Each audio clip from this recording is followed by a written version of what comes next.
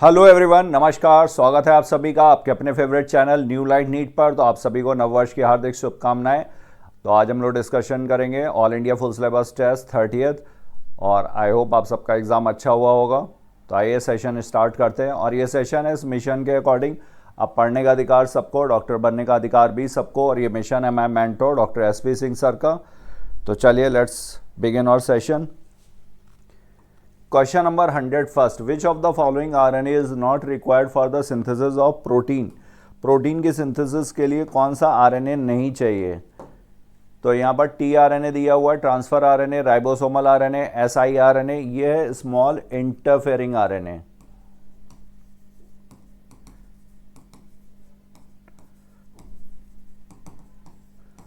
और ये बनता है आरएनए इंटरफेरेंस में।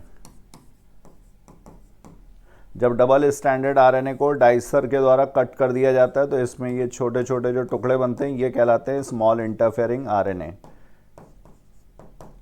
इन पे फिर आकर के रिस्क कॉम्प्लेक्स और ये फिर आगे का मैकेनिज्म। तो ये बनेगा आरएनए इंटरफेरेंस में। मैसेंजर आरएनए, इसकी प्रोटीन सिंथेसिस में ज़रूरत पड़ेगी, डीएनए की इंफॉर्मेशन को लेकर के आएगा। और टी आरएनए ट्रांसफ़र आरएनए या अमाइनो एसिड्स को लेकर के आता है। राइबोसोमल आरएनए ये राइबोसोम के स्ट्रक्चर के लिए भी ज़रूरी है, और ये कैटालिस्ट की तरह भी एंड काम करेगा। तो इन सभी की ज़रूरत पड़ेगी, बट एसआई आरएनए की नहीं। तो answer will be third. Now question number 102। तो question number 102, express sequence tag ESTS refers to. तो ह्यूमन जीनोम प्रोजेक्ट में यहाँ पर दो तरीके की मेथडोलॉजीज यूज़ की जाती हैं। एक है ESTS एक्सप्रेस सीक्वेंस टैग्स, जिसमें वो जीन्स जो एक्सप्रेस होंगी इन द फॉर्म ऑफ RNA, इनका सीक्वेंस पता किया जाता है। और दूसरा है ब्लाइंड अप्रोच, जिसमें पूरे का पूरा कोडिंग और नॉन कोडिंग दोनों तरीके के DNA, दोनों सेगमेंट्स इसके पूरा सीक्वेंस पता किया जाएगा। तो यहाँ पर ऑल जीन्स वेदर एक्सप्रेस्ड और अनएक्सप्रेस्ड, ये हो गई blind approach. Certain important express gene, all genes that are expressed as RNA। तो यहाँ पर जो भी जीन्स एक्सप्रेस होती हैं उन सभी का सीक्वेंस पता किया जाएगा। तो answer will be third. Now question number 103, given below are two statements. In prokaryotes the positively charge DNA is held with some negatively charge proteins in a region called nucleoid. तो positively charge, चाहे वो prokaryote में हो या eukaryote में हो, DNA कैसा होगा? निगेटिवली चार्ज होगा। निगेटिव चार्ज किसकी वजह से होता है? तो निगेटिवली चार्ज ये होता है फॉस्फेट ग्रुप की वजह से।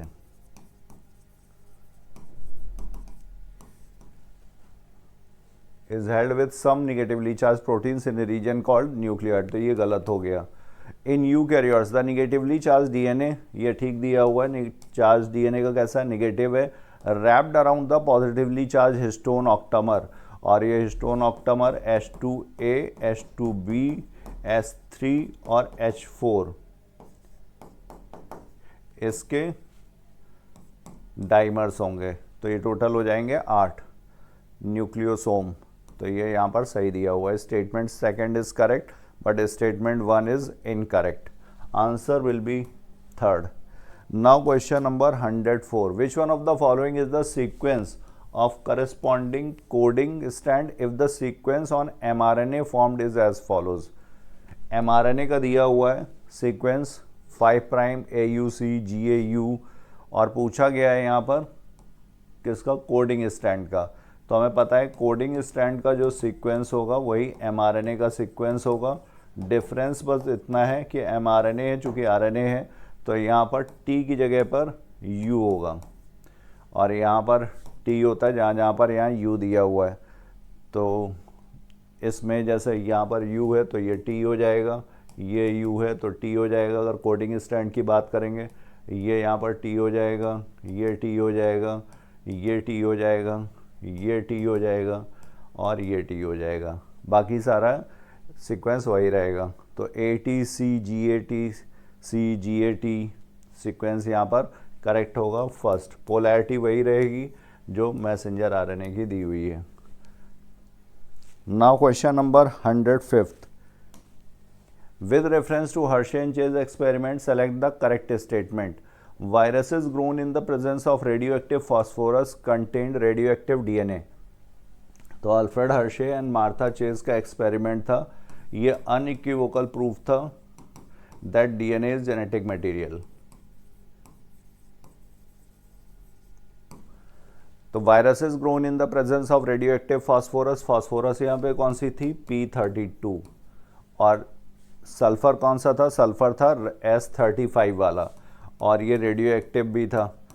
फास्फोरस किस में प्रेजेंट होगा, न्यूक्लियोटाइड में, nitrogen base plus sugar plus phosphate is nucleotide, तो ये रेडियो एक्टिव डीएनए करेक्ट है। Viruses grown on radio active sulphur contain radio active proteins, ये भी ठीक है। सल्फर कंटेनिंग अमाइनो एसिड्स कौन से होते हैं, मेथियोनिन, सिस्टीन, ये सल्फर कंटेनिंग अमाइनो एसिड्स, तो सल्फर किस में, प्रोटीन में, तो ये स्टेटमेंट भी यहाँ पर सही है। Viruses grown on radio active phosphorus contain radio active protein, ये गलत हो गया। Viruses grown on radio active sulphur contain radio active DNA, ये भी गलत है, सल्फर नहीं है डीएनए में। Viruses grown on radio active protein contain radio active DNA, ये टोटली अनरिलेटेड चीज़ है, तो ए और बी यहाँ पर सही है। 105 का करेक्ट आंसर होगा second. Now we move to another question, question number 106. Given below are two statements regarding RNA polymerase. RNA polymerase का जरूरत किस में पड़ेगा, ट्रांसक्रिप्शन में। In prokaryotes, RNA polymerase is capable of catalyzing the process of elongation during transcription. तो RNA polymerase ये elongation में भी ज़रूरत पड़ती है, इनिशिएशन में भी और टर्मिनेशन में भी। इलोंगेशन ये ऑल अलोन कर सकता है, इनिशिएशन के लिए इसको ज़रूरत पड़ेगी सिग्मा फैक्टर की, और टर्मिनेशन के लिए यहाँ पर ज़रूरत पड़ती है रो फैक्टर की। और सिंगल आरएनए पॉलीमरेज होता है प्रोकैरियोट्स में, और यूकैरियोट्स में 3 तरीके के आरएनए पॉलीमरेज 1, 2 एंड 3। तो RNA polymerase associate transiently with rho factor to initiate transcription. तो यहाँ पर रो किसके लिए, ये इनिशिएशन के लिए नहीं, ये टर्मिनेशन के लिए। इनिशिएशन के लिए क्या होगा, सिग्मा फैक्टर।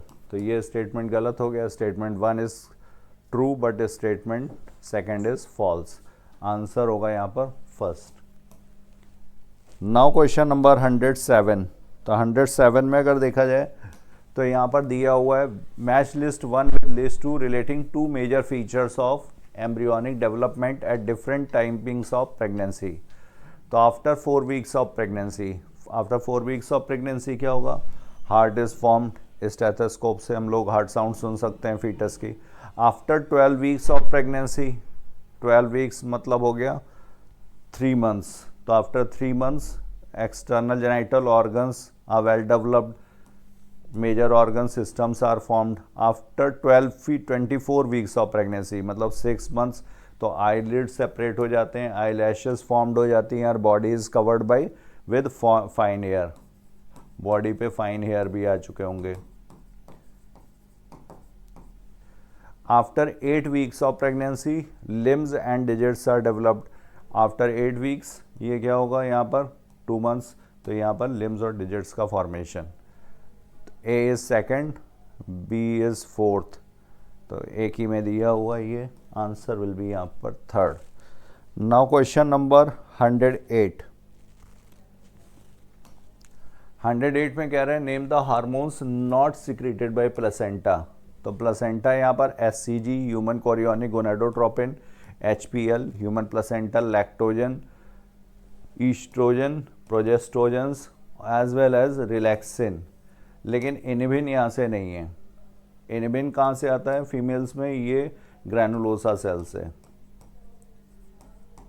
एक्शन क्या होता है इसका, तो ये मेन एक्शन है इसका एंटीरियर पिट्यूटरी पे, और ये एफएसएच के सिक्रीशन को कम करता है, inhibit the secretion of FSH. ये ध्यान रखना, पीवाईक्यू में पूछा गया है। तो रिलैक्सिन यहाँ पर सही था, बट ये इनिबिन की वजह से ही गलत हो गया, तो C only is incorrect, not secreted by. बाकी जो होंगे वो यहाँ पे हैं, estrogen, progesterone, HCG and HPL. Estrogen और प्रोजेस्ट्रोजन्स ये स्टेरॉयड हार्मोन्स हैं, और एचसीजी और एचपीएल ये protein hormones. Now next question, question number 109। 109 में given below are two statement, degeneration of corpus luteum in the absence of fertilisation is the cause for disintegration of endometrium. तो ये सही है। Corpus luteum ये क्या secrete करता है, progesterone, oestrogen भी आता है, लेकिन मेन हार्मोन यहाँ पर प्रोजेस्ट्रॉन है। और प्रोजेस्ट्रॉन क्या होता है, ये प्रेगनेंसी मेंटेनिंग हार्मोन है, प्रेगनेंसी को मेंटेन करता है। तो अगर इसकी कमी होगी तो इसी वजह से डिसइंटीग्रेशन होगा एंडोमेट्रियम का। कॉर्पस ल्यूटियम जो होती है वो कॉर्पस एल्बिकेंस में चेंज हो जाती है। ये स्टेटमेंट सही है। Cyclic menstruation indicates normal reproductive phase in human females and extends between menarche and menopause. तो menarche first menstruation, menopause cessation of menstruation, menstruation का रुक जाना, मेनोपॉज। तो ये सही है यहाँ पर, ये स्टेटमेंट भी। तो both statement are correct, answer will be first. Now question number 110। 110 में क्या क्या पूछ रहे हैं, following is the list STIs, sexually transmitted infections दिया हुआ है। Select the diseases which are not completely curable. तो कंप्लीटली क्योरेबल का लिए क्या ध्यान रखना है, H3, हर्पीज है, हेपेटाइटिस बी, और यहाँ पर तो तीसरा HIV, एड्स। तो यहाँ पर कौन सा दिया हुआ है, यहाँ पर जेनिटल हर्पीज दिया हुआ है और हेपेटाइटिस बी दिया हुआ है। बाकी जेनिटल वार्ड्स ये ह्यूमन पैपिलोमा वायरस से होता है, वायरल डिजीज़ है, क्योरेबल है, STI है। ट्रिपोनीमा पैलिडम बैक्टीरियल डिजीज़,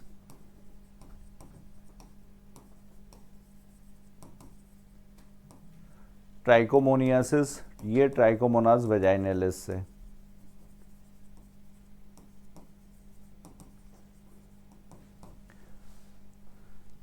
तो आंसर होगा यहाँ पर genital herpes and hepatitis B and D. Now question number 111। 111 में MTP, medical termination of pregnancy with oral pills is considered relatively safe up to. तो medical termination of pregnancy ये oral pill से भी कर सकते हैं, मेडिकेशन के through, या फिर इसके लिए सक्शन एंड इवैक्यूएशन भी, सक्शन एंड इवैक्यूएशन। और ये कब तक सेफ है, तो it is safe up to 12 weeks of pregnancy.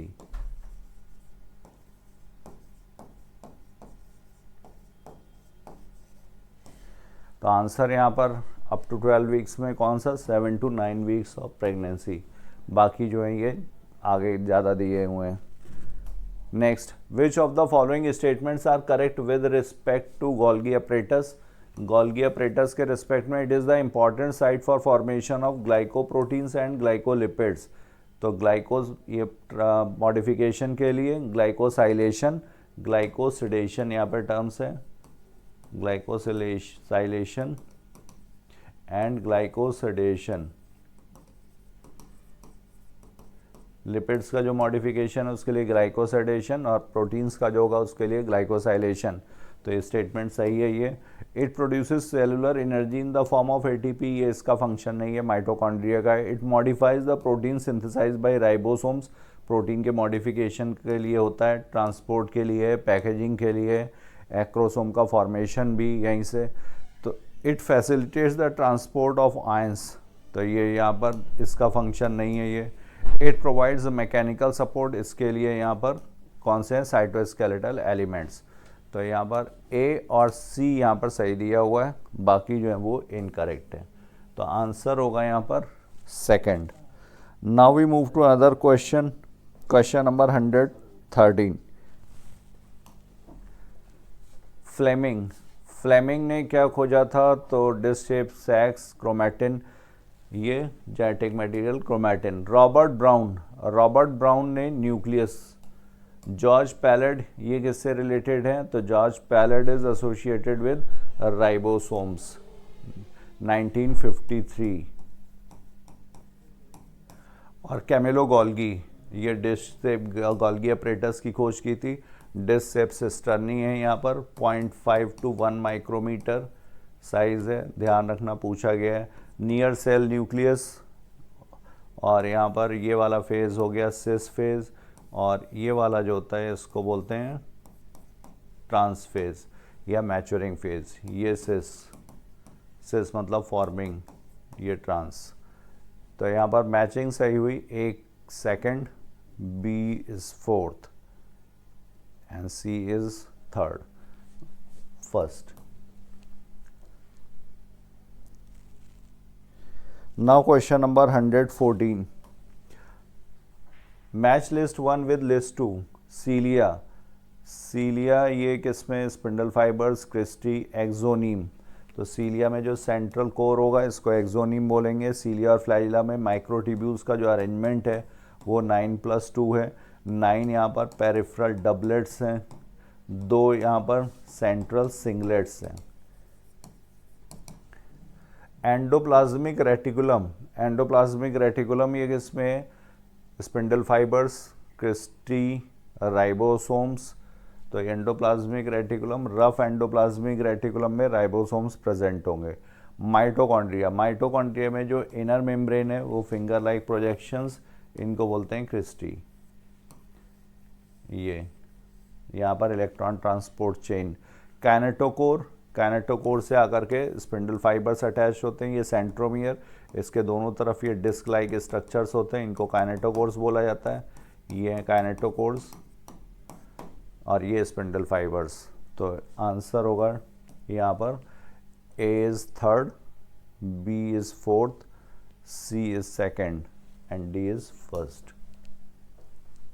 Now question number 115, which of the following glucose transporters is insulin dependent. तो insulin dependent glucose transporter, glucose के transport के लिए ये प्रोटीन्स हैं, और प्रोटीन्स के फंक्शंस में ये ग्लूकोज ट्रांसपोर्टर, और ये फोर्थ टाइप का जो है वो इंसुलिन डिपेंडेंट है। नाउ क्वेश्चन नंबर 116 में consider the following statement, coenzyme or metal ion that is tightly bound to the enzyme protein is called prosthetic group. तो यहाँ पर प्रोस्थेटिक ग्रुप जो होता है ये ऑर्गेनिक कंपाउंड है और ये टाइटली बाउंड होता है, लेकिन कोएंजाइम और मेटालाइन नहीं, ये organic molecule that is tightly bound. तो यहाँ पर कॉन्जुगेटेड एंजाइम्स की बात हो रही है, सिंपल एंजाइम की नहीं। कॉन्जुगेटेड एंजाइम में 2 कंपोनेंट्स होंगे, एक इसका प्रोटीन पार्ट जिसको बोला जाएगा एपो एंजाइम, और दूसरा नॉन प्रोटीन पार्ट जिसको बोलते हैं कोफैक्टर। और कोफैक्टर फिर ये 3 तरीके के हैं, coenzymes, metal ions and prosthetic group. Coenzymes, metal ions and prosthetic group. तो यहाँ पर ये वाला स्टेटमेंट जो होगा गलत हो गया। A complete catalytic active enzyme is with its bound prosthetic group is called apo enzyme.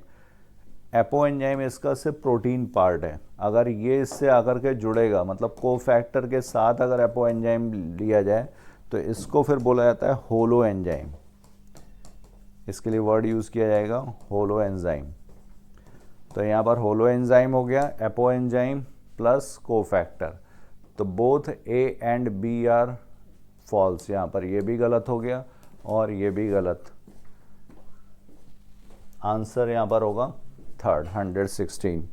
Now question number 117 में ligases is a class of enzyme responsible for catalyzing the linking together of 2 compounds, which of the following bonds is not catalyzed by it। तो जहाँ पर linking होगा वहाँ पर ligase, और ये carbon का सल्फर के साथ, ऑक्सीजन के साथ, नाइट्रोजन के साथ, और P और O के बीच में जो बॉन्ड होता है। तो यहाँ पर C और C जो बॉन्ड होगा इसको ये कैटेलाइज नहीं करेगा। नाउ क्वेश्चन नंबर 118 में match list 1 with list 2। Primary structure of protein, ये प्राइमरी स्ट्रक्चर ऑफ प्रोटीन क्या होगा, पॉलीपेप्टाइड चेन। जो अमाइनो एसिड से सिंपल चेन बनेगी इसको बोला जाएगा प्राइमरी स्ट्रक्चर।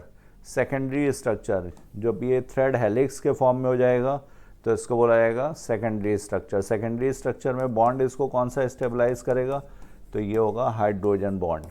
पेप्टाइड बॉन्ड तो हो गई, ये पेप्टाइड बॉन्ड है। प्राइमरी स्ट्रक्चर में पेप्टाइड, सेकेंडरी में पेप्टाइड प्लस हाइड्रोजन बॉन्ड। तो सेकेंडरी स्ट्रक्चर हो गया alpha helix and beta pleated sheet. अगर ये प्लीटेड शीट्स के फॉर्म में तो इसको बोला जाएगा beta pleated sheet. Tertiary structure of proteins, tertiary structure of proteins में हाइड्रोजन बॉन्ड है, हाइड्रोफोबिक बॉन्ड है, कोवैलेंट बॉन्ड है, आयनिक बॉन्ड है, कोवैलेंट का ही टाइप है disulphide. Quaternary structure of protein, इसमें 2 अल्फा और 2 बीटा, और दोनों कैसे होंगे, टर्शरी स्ट्रक्चर में होंगे। तो एक से अधिक पॉलीपेप्टाइड चेन्स अगर टर्शरी स्ट्रक्चर में है तो उसको बोला जाता है क्वाटरनरी स्ट्रक्चर। तो यहाँ पर ये हीमोग्लोबिन हो गया इसका आंसर। तो ए का थर्ड हो जाएगा, बी का fourth. A is third, B is fourth, C is second and D is first. तो आंसर हो जाएगा यहाँ पर 118 का first. Now we move to other question, question number 119। Given below are two statements, one is labeled as assertion and the other is labeled as reason. The first stage of gametophyte in the life cycle of moss is protonema stage. तो जब spore को favourable conditions मिलेंगी तो ये germinate होता है, tube like structure बनाएगा, इसी को बोलते हैं प्रोटोनीमा, प्राइमरी प्रोटोनीमा। और प्राइमरी प्रोटोनीमा में जो बर्डिंग होगी इससे सेकेंडरी प्रोटोनीमा, और इस पर जो बर्ड्स, लेटरल बर्ड्स प्रेजेंट होंगी उनसे लीफी स्टेज डेवलप होगी। तो protonema develops directly from spores produced in capsule. इसका रीज़न ये दिया हुआ है, तो ये सही है। स्पोर जब जर्मिनेट होता है तो क्या बनता है, गैमेटोफाइट। स्पोर मियोसिस से बनेगा स्पोर मदर सेल में, और ये जब जर्मिनेट होगा तो बनाता है गैमेटोफाइट। अल्टरनेशन ऑफ जनरेशन में हम लोगों ने पढ़ा हुआ है। तो ये सही दिया हुआ है, असर्शन भी सही है, रीज़न भी सही है, और रीज़न इसी वजह से इसका करेक्ट एक्सप्लेनेशन भी है कि गैमेटोफाइट की फर्स्ट स्टेज ये स्पोर के जर्मिनेशन से। तो 119 का करेक्ट आंसर हो जाएगा fourth. Now question number 120, which of the following is the correct match. यहाँ पर करेक्ट मैच पूछा गया है। जिम्नोस्पर्म्स, एग्जाम्पल दिए हुए हैं पाइनस, सेड्रस, सिकोया।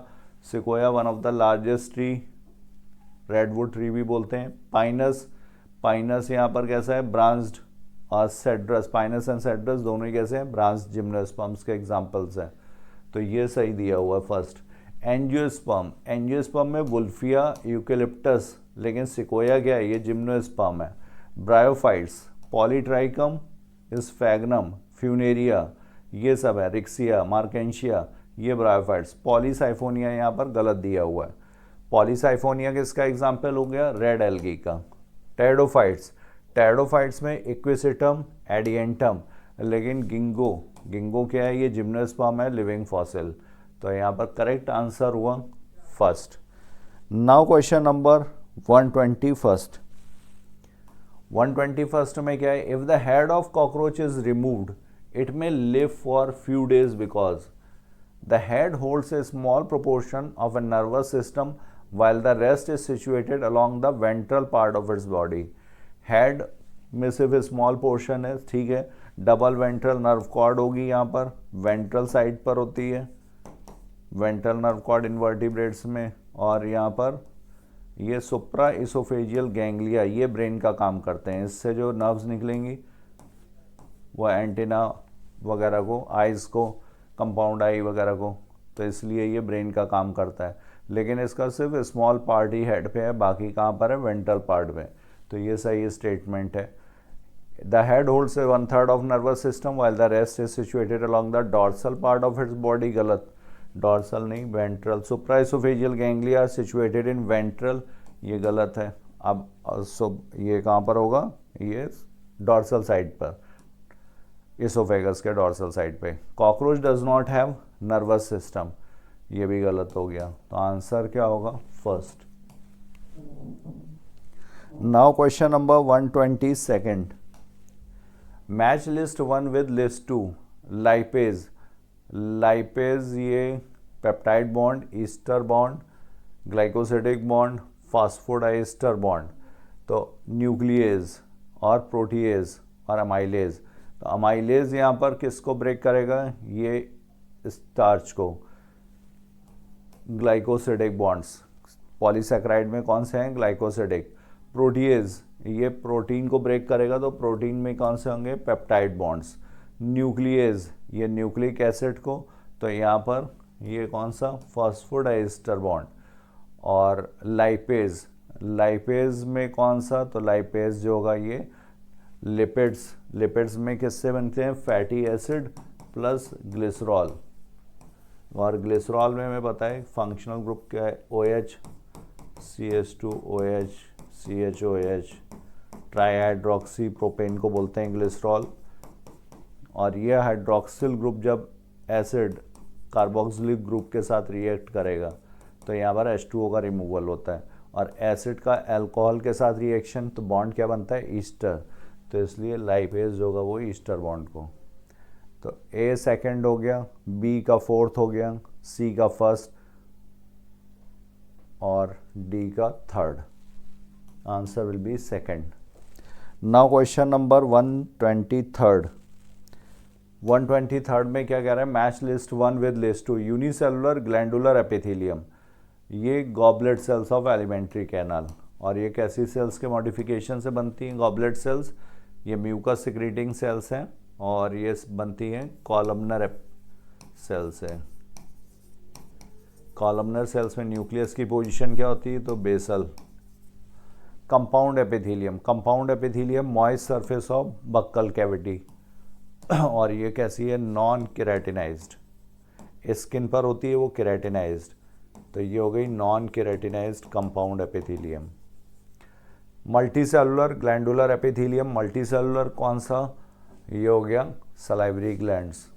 और एंडोक्राइन ग्लैंडुलर तो ये होगा पैंक्रियाज, ये मिक्स्ड ग्लैंड है, एंडोक्राइन पार्ट भी है और एक्सोक्राइन पार्ट भी। तो करेक्ट आंसर 123 का ये यहाँ पर second, A is third, B यहाँ पर फोर्थ, C यहाँ पर फर्स्ट और D second. Question number 124, the epithelial tissue has the following features, bear no cilia on their free surface. तो सीलिया प्रेजेंट हो सकता है, may be present, may be present, तो ये स्टेटमेंट यहाँ पर गलत हो गया। Provides a lining for some parts of the body, ये ठीक है, एपिथेलियल टिश्यू नाम ही इसीलिए दिया गया, epi means above, thelia means to grow. Compound epithelium is multilayered, meant for limited role in secretion and absorption, ठीक है, क्योंकि ये मल्टीलेयर्ड है तो सीमित रोल होगा सिक्रीशन और एब्जॉर्प्शन में, प्रोटेक्शन मेन फंक्शन होगा, ये भी ठीक है। Located in the tip of nose, तो टिप ऑफ नोज पे यहाँ पे जो कार्टिलेज है उसके बारे में है ये, तो ये यहाँ पर गलत। ऑप्शंस देखे जाएं तो यहाँ पर exocrine gland possess epithelial tissue, ये ठीक है, तो B, C एंड E, ये PYQ का क्वेश्चन है तो इसमें आंसर होगा B, C and E। Match list 1 with list 2, China rose, China rose यहाँ पर कैसा, मालवेसी का मेंबर है और यहाँ पर प्रेजेंटेशन कैसा होगा, एक्साइल। मस्टर्ड में ये क्रूसीफेरिया ब्रेसिकेसी का है, पैराइटल प्रेजेंटेशन है, रेप्लम बन जाता है जिसकी वजह से ये कैसा हो जाता है, बाइलोकुलर, इनिशियली कैसी होती है, यूनिलोकुलर ओवरी होगी। प्रिमरोज फ्री सेंट्रल और मैरीगोल्ड में बेसल प्रेजेंटेशन। तो यहाँ पर 125 का A is third, B is fourth, C is first and D is second. 125 third. Now we move to another question, question number 126. Which of the following examples show monocarpellary unilocular ovary with many ovules? तो monocarpellary single carpel है, unilocular है और with many ovules. तो sesbania ये Fabaceae का member है, brinjal ये Solanaceae का मेंबर है, इंडिगोफेरा, इंडिगोफेरा ये डाई प्रोवाइड करता है, फेबेसी का मेंबर है, टोबैको ये फ्यूमिगेटरी ये भी सोलिनेसी का मेंबर है, और एस्पैरेगस वेजिटेबल की तरह लिलिएसी का मेंबर है ये। तो यहाँ पर सोलिनेसी जो होती है ये बाइकार्पेलरी सिंकार्पस, लिलिएसी भी कैसी है, लिलिएसी कैसी है, ट्राइकार्पेलरी सिंकार्पस। तो बचा फेबेसी, फेबेसी के मेंबर्स जो होते हैं ये मोनोकार्पेलरी हैं, sesbania and indigofera, A and C। Fourth now question number 127th में read the following statement and choose the set of correct statement. In cymose inflorescence the flowers are borne in acropetal succession. Acro मतलब होता है head, तो यहाँ पर ये racemose में होता है. रेसिमोज में अनलिमिटेड ग्रोथ बनी रहेगी. जो यंगेस्ट फ्लावर होगा वो टिप पर होगा और जो ओल्डेस्ट होगा वो बेस पे. तो इसको बोला जाएगा एक्रोपिटल. लेकिन यहाँ पे साइमोज दिया हुआ है, तो साइमोज में कैसा होता है, basipetal. Gulmohar the flowers are actinomorphic. Pea, bean, cassia, gulmohar ये सब किसके एग्जाम्पल्स हैं, जाइगोमॉर्फिक के. तो ये गलत है. In the flowers of cucumber the margin of thalamus grows upward enclosing the ovary completely. तो ये किसके लिए, एपिगाइनस कंडीशन के लिए लिखा हुआ है, तो ये ठीक है. Bracts are reduce leaves found at the base of the pedicel. तो ब्रैक्ट्स ये रिड्यूस लीव हैं, पेडिसल फ्लावर के पेडिसल पे प्रेजेंट होंगी. ठीक है. Flowers are hypogynous in mustard. तो यहाँ पर ओवरी सुपीरियर है, ये स्टेटमेंट भी सही है. तो सी, डी एंड ई तीन स्टेटमेंट ये सही है. नाउ क्वेश्चन नंबर 128 में the negatively geotropic roots produced by rhizophora are called. Rhizophora कैसा, ये मैंग्रोव वेजिटेशन का एग्जाम्पल है. और यहाँ पर रेस्पायरेटरी रूट्स प्रेजेंट हैं. दलदली स्थानों पर उगता है, इसलिए यहाँ पर रूट्स जो होंगी ये ऊपर की तरफ ग्रो करने लगती हैं इस तरह से, ताकि ये रेस्पायर कर सके. यहाँ पर इसमें पोर्स प्रेजेंट होते हैं जिन्हें न्यूमेथोड्स बोलते हैं, ये इस तरह से. तो ये हो गया यहाँ पर pneumatophores. Now question number 129. Which of the following statements are correct about Klinefelter syndrome.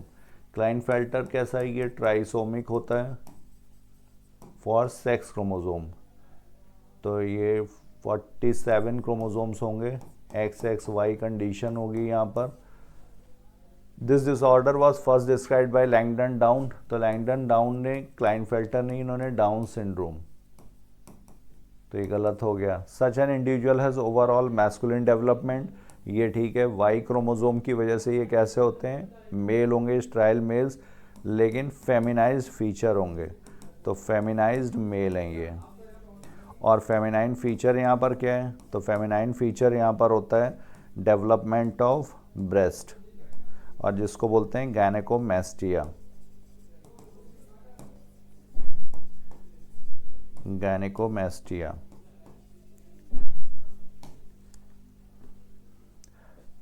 Overall however the feminine, ये ठीक है. The affected individual is short expressed. ये इनका स्टेचर लॉन्ग होगा, शॉर्ट एक्सप्रेस्ड कुछ नहीं.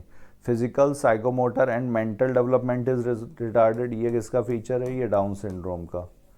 सच इंडिविजुअल्स आर स्ट्राइल, ये सही है. तो बी एंड ई ये दो स्टेटमेंट यहाँ पर करेक्ट है. Now question number 130. Select the correct statement about sickle cell anaemia. Sickle cell anaemia किसका एग्जाम्पल है, ये ऑटोसोमल रिसेसिव इनहेरिटेंस का एग्जाम्पल है. और 6th पोजीशन पर यहाँ पर चेंज होता है, ग्लूटामिक एसिड की जगह वैलिन आ जाएगा. और change in A gene for beta globin, ये ठीक है. In the beta globin there is valine in the place of lysine. Lysine की जगह नहीं, ग्लूटामिक एसिड की जगह. It is an example of point mutation, ये भी सही है. CTC ये टेम्पलेट स्टैंड में किस में चेंज हो जाता है, CAC में. तो एग्जाम्पल ऑफ पॉइंट म्यूटेशन ये सही था. In the normal gene U is replaced by A, ये T की जगह A आता है, इसको बोलते हैं सब्सटीट्यूशन. और ये म्यूटेशन कैसा हुआ, मिस सेंस म्यूटेशन, क्योंकि मीनिंग यहाँ पर चेंज हो गया. इसकी वजह से जो बनेगा वो ग्लूटामिक एसिड, इसकी वजह से बनेगा जो वो वैलिन. तो U is replaced by A, ये गलत है. वैसे भी DNA में U कहाँ से होगा, तो A और C सही है, बाकी यहाँ पे गलत. आंसर होगा यहाँ पर 4th. Now question number 131. Select the correct statement with respect to mechanism of sex determination in grasshopper. तो ग्रॉस हॉपर क्या है, ये XO टाइप है और ये मेल हेट्रोगैमेटी का एग्जाम्पल है। मेल हेट्रोगैमेटी मतलब कि मेल जो होगा दो तरीके के गैमीट्स प्रोड्यूस करेगा, हेट्रोगैमेटी। तो ऑटोसोम्स का पेयर होगा और XO, सेक्स क्रोमोसोम सिर्फ यहाँ पर X एक ही है। तो जब गैमीट्स बनते हैं तो हमें पता है ये क्रोमोसोम सेपरेट हो जाएंगे, तो ऑटोसोम्स के साथ एक X और एक में ऑटोसोम्स के साथ X क्रोमोसोम एब्सेंट होगा। तो दो तरीके के गैमीट्स, टू टाइप्स। और किसने प्रोड्यूस किए, मेल ने। फीमेल्स यहाँ पर होमोगैमेट्स प्रोड्यूस करेंगी। तो it is an example of female heterogamety, ये गलत है। फीमेल हेट्रोगैमेटी नहीं, फीमेल होमोगैमेट्स प्रोड्यूस करती है। Male produces two different types of gametes either with और विदाउट एक्स क्रोमोसोम, तो ये ठीक है। Total number of chromosomes, autosomes and sex chromosome is same in both males and females, ये भी गलत हो गया क्योंकि यहाँ पर सेक्स क्रोमोसोम एक एब्सेंट है मेल में, फीमेल्स में दोनों होंगे। All X bear an additional X chromosome besides the autosomes, ये ठीक है क्योंकि जब फीमेल गैमीट्स प्रोड्यूस करेंगी तो यहाँ पर इस तरह का होगा, ये गैमीट्स दो तरीके एक ही तरीके का प्रोड्यूस होगा दोनों gametes.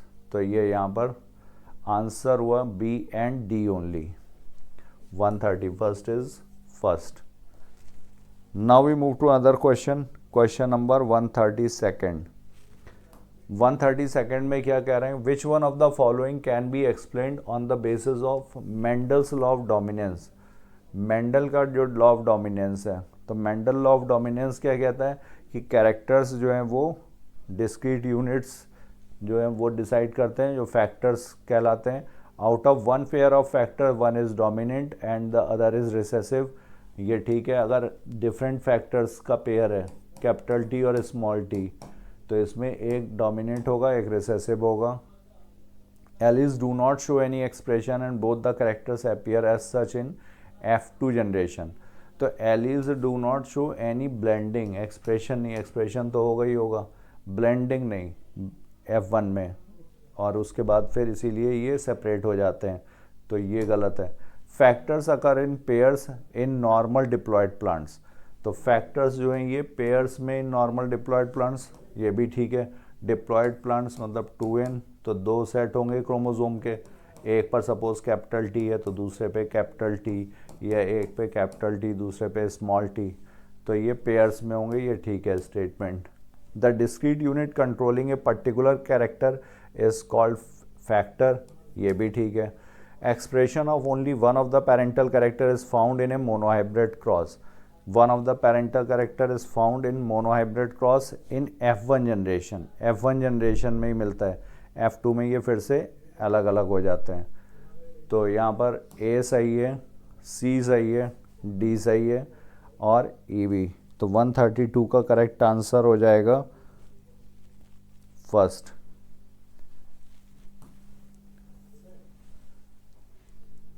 Now question number 133, two or more alternative forms of a gene, इसको बोलेंगे allele. Allele are the alternative molecular forms of the same gene, ठीक है। ये cross of F1 progeny with homozygous recessive parent, अगर homozygous recessive parent के साथ cross हो रहा है तो इसको हम लोग बोलते हैं टेस्ट क्रॉस। वैसे मेंडल ने F2 में जो डोमिनेंट था ट्रेट, उसका जीनोटाइप डिसाइड करने के लिए ये टेस्ट क्रॉस किया था, बट यहाँ पर इसको बोला जाएगा test cross. Cross of F1 progeny with any of the parent, any of the parent है मतलब डोमिनेंट के साथ भी हो सकता था, होमोजाइगस डोमिनेंट के साथ, कैपिटल T के साथ भी, तो इसको बोला जाएगा back cross, any of the parent, तो इसको बोलेंगे back cross. Now number of chromosome set in plant, number of chromosome sets, इनको क्या बोला जाएगा, इनको ploidy, this is ploidy. Ploidy is number of set of chromosomes. तो आंसर हुआ यहाँ पर A इज थर्ड, B का फोर्थ, C का first and D is second. B is third, A is third, B is fourth.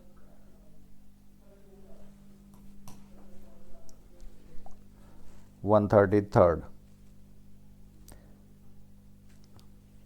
Now we move to other question. Question number 134. A cross between tall plant was made resulting in offspring of tall and dwarf plant with ratio 3:1.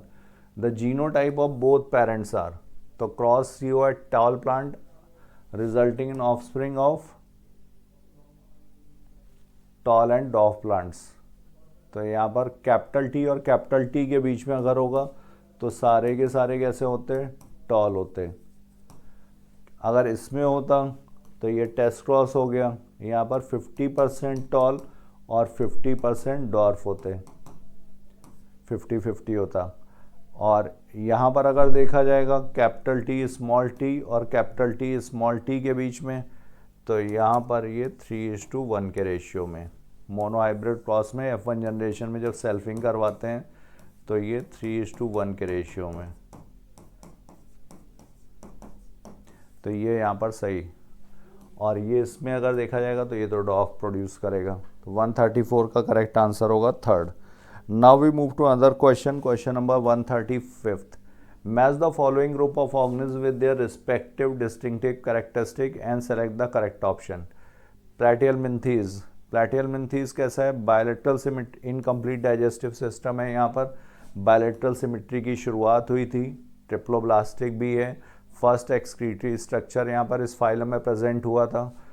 Echinoderms. Echinoderms की खासियत क्या है, ये warm blooded with radial symmetry है with indirect development. Free swimming larva यहाँ पर present है. Indirect development मतलब with larval stage. Free swimming larva. Hemichordates. Hemichordates में सिलेंड्रिकल बॉडी है विद नो सेगमेंटेशन. सेगमेंटेशन किस में प्रेजेंट है, तो सेगमेंटेशन है एनेलिडा में, कॉर्डेटा में और आर्थ्रोपोडा में. 3 फाइलम्स जिसमें सेगमेंटेशन प्रेजेंट है. एव्स. एव्स बर्ड्स और warm blooded animals with direct development. No larval stages present. तो ए का यहाँ पर हो गया थर्ड, बी हो गया फोर्थ. एक ही ऑप्शन में दिया हुआ है, ए इज थर्ड, तो आंसर हो गया second. So this is all I had for you. Thank you so much. Now further discussion will be carried by my fellow partner Ellis sir. Thank you so much. Hello बच्चों, तो अभी तक आप लोगों ने 135 तक क्वेश्चंस देख लिए हैं. मैं आपको आगे 136 से 170 तक क्वेश्चंस करा रहा हूं, ठीक है. और हम लोग डिस्कस कर रहे हैं FST 30. लिखा हुआ विच of the following pair is an incorrect match. आपको इनकरेक्ट मैच वाला पेयर निकालना है. एनालिड्स और arthropod. Bilateral symmetry. Bilateral symmetry तो आपके प्लेटिहेल्मिन्थेस से शुरू हो गई, एनालिड और आर्थ्रोपोडा में तो पाई ही जाएगी. हिस्पॉन्जेस एसिलोमेट होते हैं. हिस्पॉन्जेस हो गया, सीलेंट्रेट हो गया, टीनोफोरन्स हो गया, ये आपके पास एसिलोमेट्स हो गए, है ना. आपके पास प्लेटिहेल्मिन्थेस भी एसिलोमेट हो गया. फिर लिखा है coelenterates and ctenophore radial symmetry. सही है, रेडियल सिमेट्री आपको देखने को मिलेगी, जबकि प्लेटिहेल्मिन्थेस से बायलेटरल सिमेट्री शुरू हो गई. लिखा हुआ प्लेटिहेल्मिन्थेस डिप्लोब्लास्टिक ऑर्गेनिज्म होते हैं, ये बात गलत है. प्लेटिहेल्मिन्थेस ट्रिप्लोब्लास्टिक होते हैं. क्या होते हैं? ट्रिप्लोब्लास्टिक. तो आंसर आपके पास गलत निकालना था तो 4 हो गया, ठीक है. आगे देखिए अगला क्वेश्चन. अगला क्वेश्चन आपके पास 137. लिखा हुआ विच of the following group of animals have 3 chambered heart. 3 chambered heart से ही सबसे पहले पहुंचिए. 3 चैम्बर्ड हार्ट में आपके पास एम्फीबिया आ जाएगा, एम्फीबिया आ जाएगा और आ जाएगा यहां पर रेप्टाइल्स. लेकिन याद रखिएगा रेप्टाइल्स में आप क्रोकोडाइल और एलिगेटर जैसे लोगों को छोड़ दीजिएगा. लिखा हुआ बुफो. एम्फीबिया है, इसमें होगा. स्ट्रूथियो बर्ड है, बर्ड है मतलब 4 चैम्बर्ड होगा, एलिगेटर में भी नहीं होगा. कैमेलियन, आपके पास कैमेलियन हो गया. ट्री लिजर्ड जिसमें हमने कह दिया कि रेप्टाइल्स है. हाइला एम्फीबिया है. कैलोड्स भी रेप्टाइल्स है. क्रोकोडाइल पावो नहीं होगा, बर्ड है. यहां पर राना टिग्रीना एक्सोसिटस फिश है. तो इस तरह से आंसर तो आपके पास सेकंड बन गया, 137 का सेकंड. अगला देखिए, असर्शन रीजन है. लिखा हुआ in hemichordates the body cavity is lined by mesoderm. तो क्या आपके पास मेसोडर्म से हेमिकॉर्डेट की बॉडी लाइंड होती है? बिल्कुल होती है, क्योंकि ट्रिप्लोब्लास्टिक है तो एक्टो एंडो मेसो तीनों होगी. फिर लिखा हुआ है in aschelminthes the body cavity is not lined by mesoderm.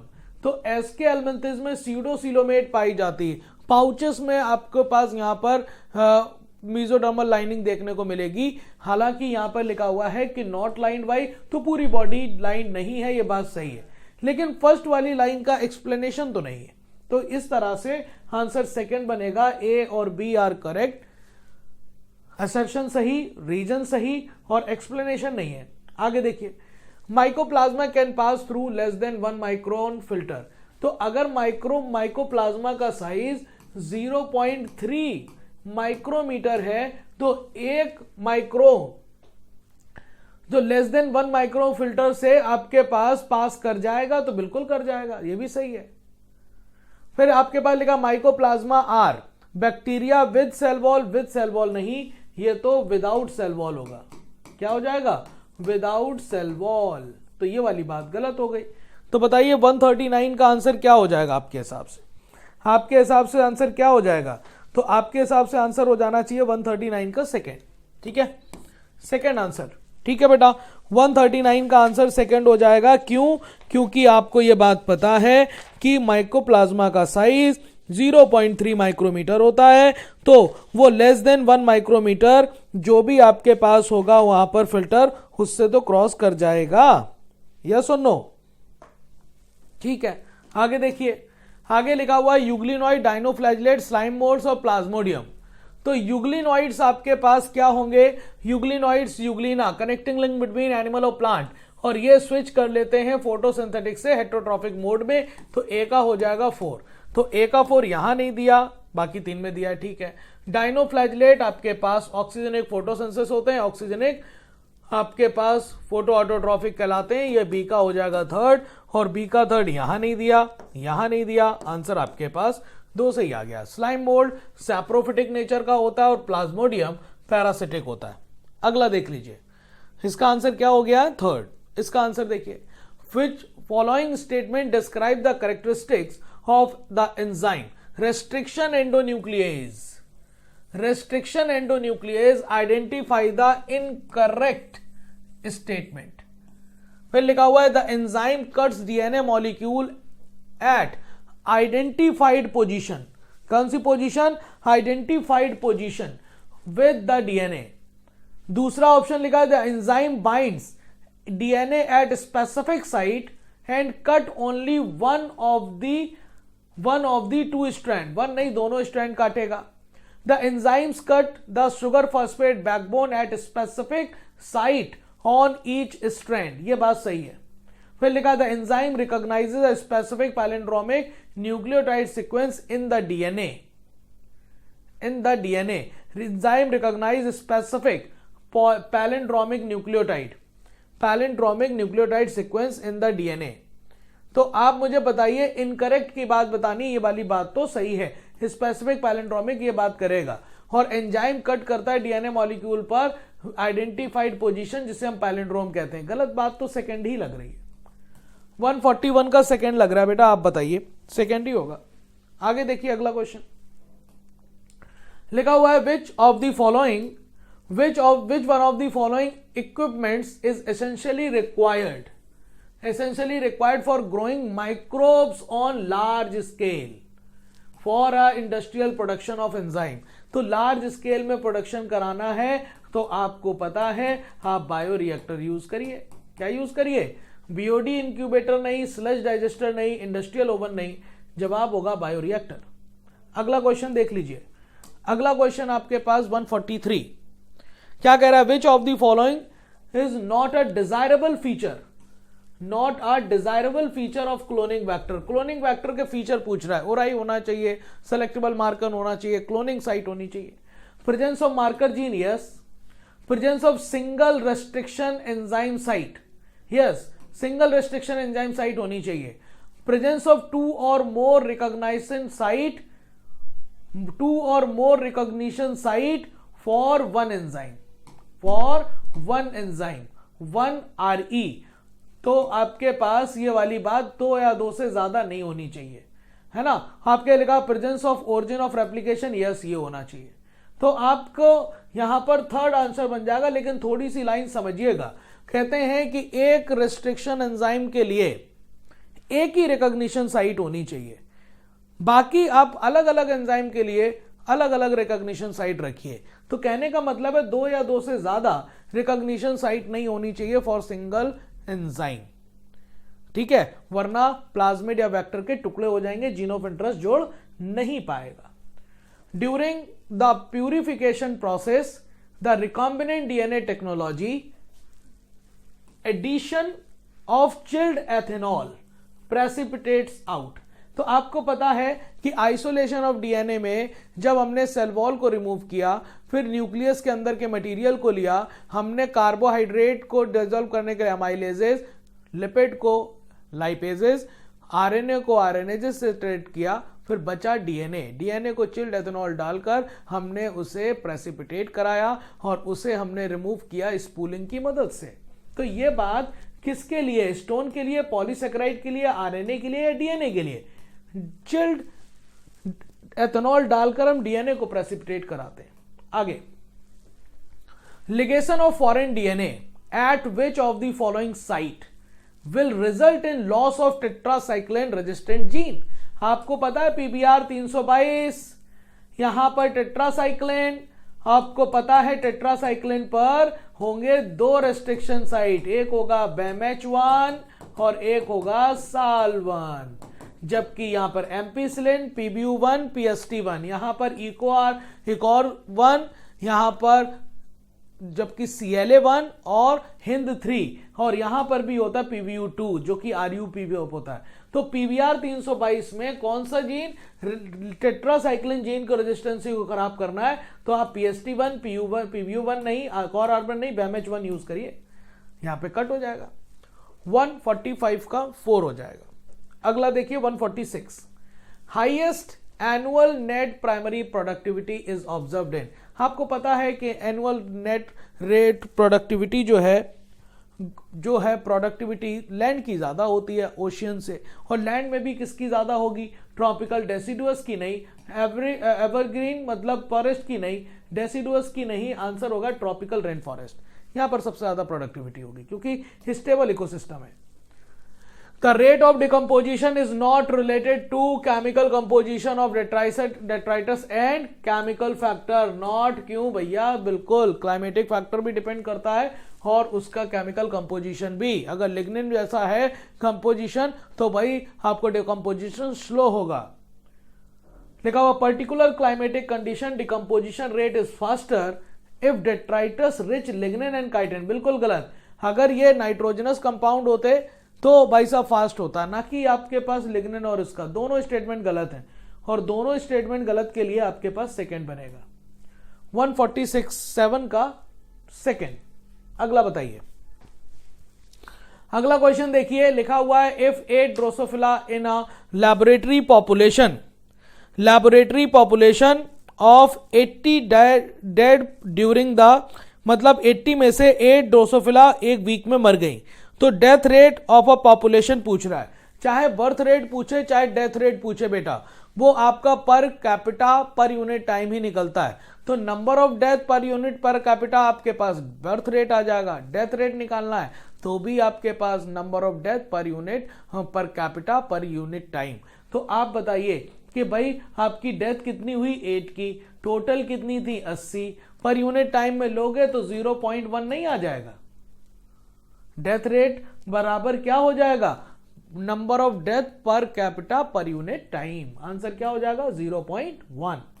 अगला, for chemical defence against herbivores के अगेंस्ट अगर हमें केमिकल डिफेंस चाहिए तो कैलोट्रोपिस क्या यूज करता है, स्टाइक्रीन नहीं, टॉक्सिक्रेसिन नहीं, आपके पास कार्डियक ग्लाइकोसाइड्स, क्या होगा, कार्डियक ग्लाइकोसाइड्स होंगे।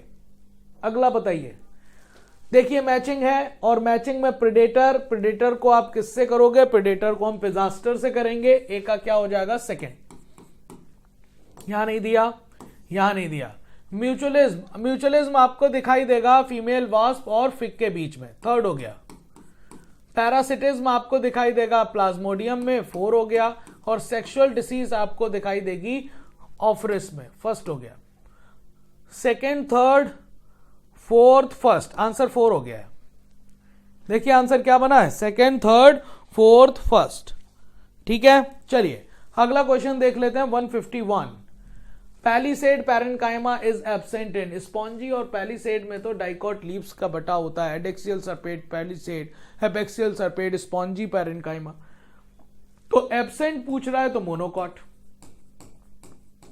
मोनोकॉट लीफ में एब्सेंट होगा तो मोनोकॉट लीफ निकालना है। डाइकॉट मस्टर्ड है, सोयाबीन भी डाइकॉट है, ग्राम भी डाइकॉट है, सोरगम क्या है, मोनोकॉट, तो इसमें नहीं दिखाई देगा, आंसर फर्स्ट 4 बन जाएगा। 152 और the most abundant intracellular cation, कभी ये पूछा जाए डायरेक्ट क्वेश्चन याद रखिएगा, मोस्ट अबंडेंट इंट्रासेलुलर जो कैटाइन होता है वो पोटेशियम होता है। क्या होता है, पोटेशियम। अगर प्लाज्मा में पूछता एक्स्ट्रा सेलुलर में तो सोडियम आ जाता। आगे देखिए लिखा हुआ है an acromion process is a characteristically found in the, तो एक्रोमियन प्रोसेस स्कैपुला से रिलेटेड है और स्कैपुला आपके पास पेक्टोरल गर्डल की बात है, क्योंकि पेक्टोरल गर्डल का ईच हाफ बना होता है 2 बोन से, क्लेविकल और स्कैपुला, लार्ज ट्रायंगुलर शेप की बोन, उस पर जहां से क्लेविकल अटैच होता है तो उसकी स्कैपुला पर एक प्रोसेस होता है एक्रोमियन। तो पेल्विक गर्डल की बात खत्म, स्कल में नहीं, स्पर्म में नहीं, पेक्टोरल गर्डल में आ जाएगा और वो भी जवाब क्या हो जाएगा, स्कैपुला। चलिए अगला बताइए। Huge cluster of galaxies comprises the universe, आपको पता है यूनिवर्स में बहुत सारे गैलेक्सीज आते हैं, galaxies contain star, cloud and gas और डस्ट। ठीक है, फिर लिखा है Louis Pasteur by carefully experimentation demonstrated the life comes from only pre-existing life, hominis vivum e vivo, totally discard कर दी थी theory of abiogenesis. Louis Pasteur ने स्वान नेक फ्लास्क का यूज किया था, याद आया? तो दोनों बातें सही हैं, आंसर 4 बनेगा। 154 का 4, बोथ ऑप्शन आर करेक्ट। चलिए ये मैचिंग देखिए, और मैचिंग आपको कैसे कराना है ह्यूमन किडनी की। तो ह्यूमन किडनी की लेंथ होती है 10 से 12 सेंटीमीटर, ए का क्या हो जाएगा, सेकेंड। 5 से 7 सेंटीमीटर इसकी विड्थ होती है, तो ये हो जाएगा फर्स्ट।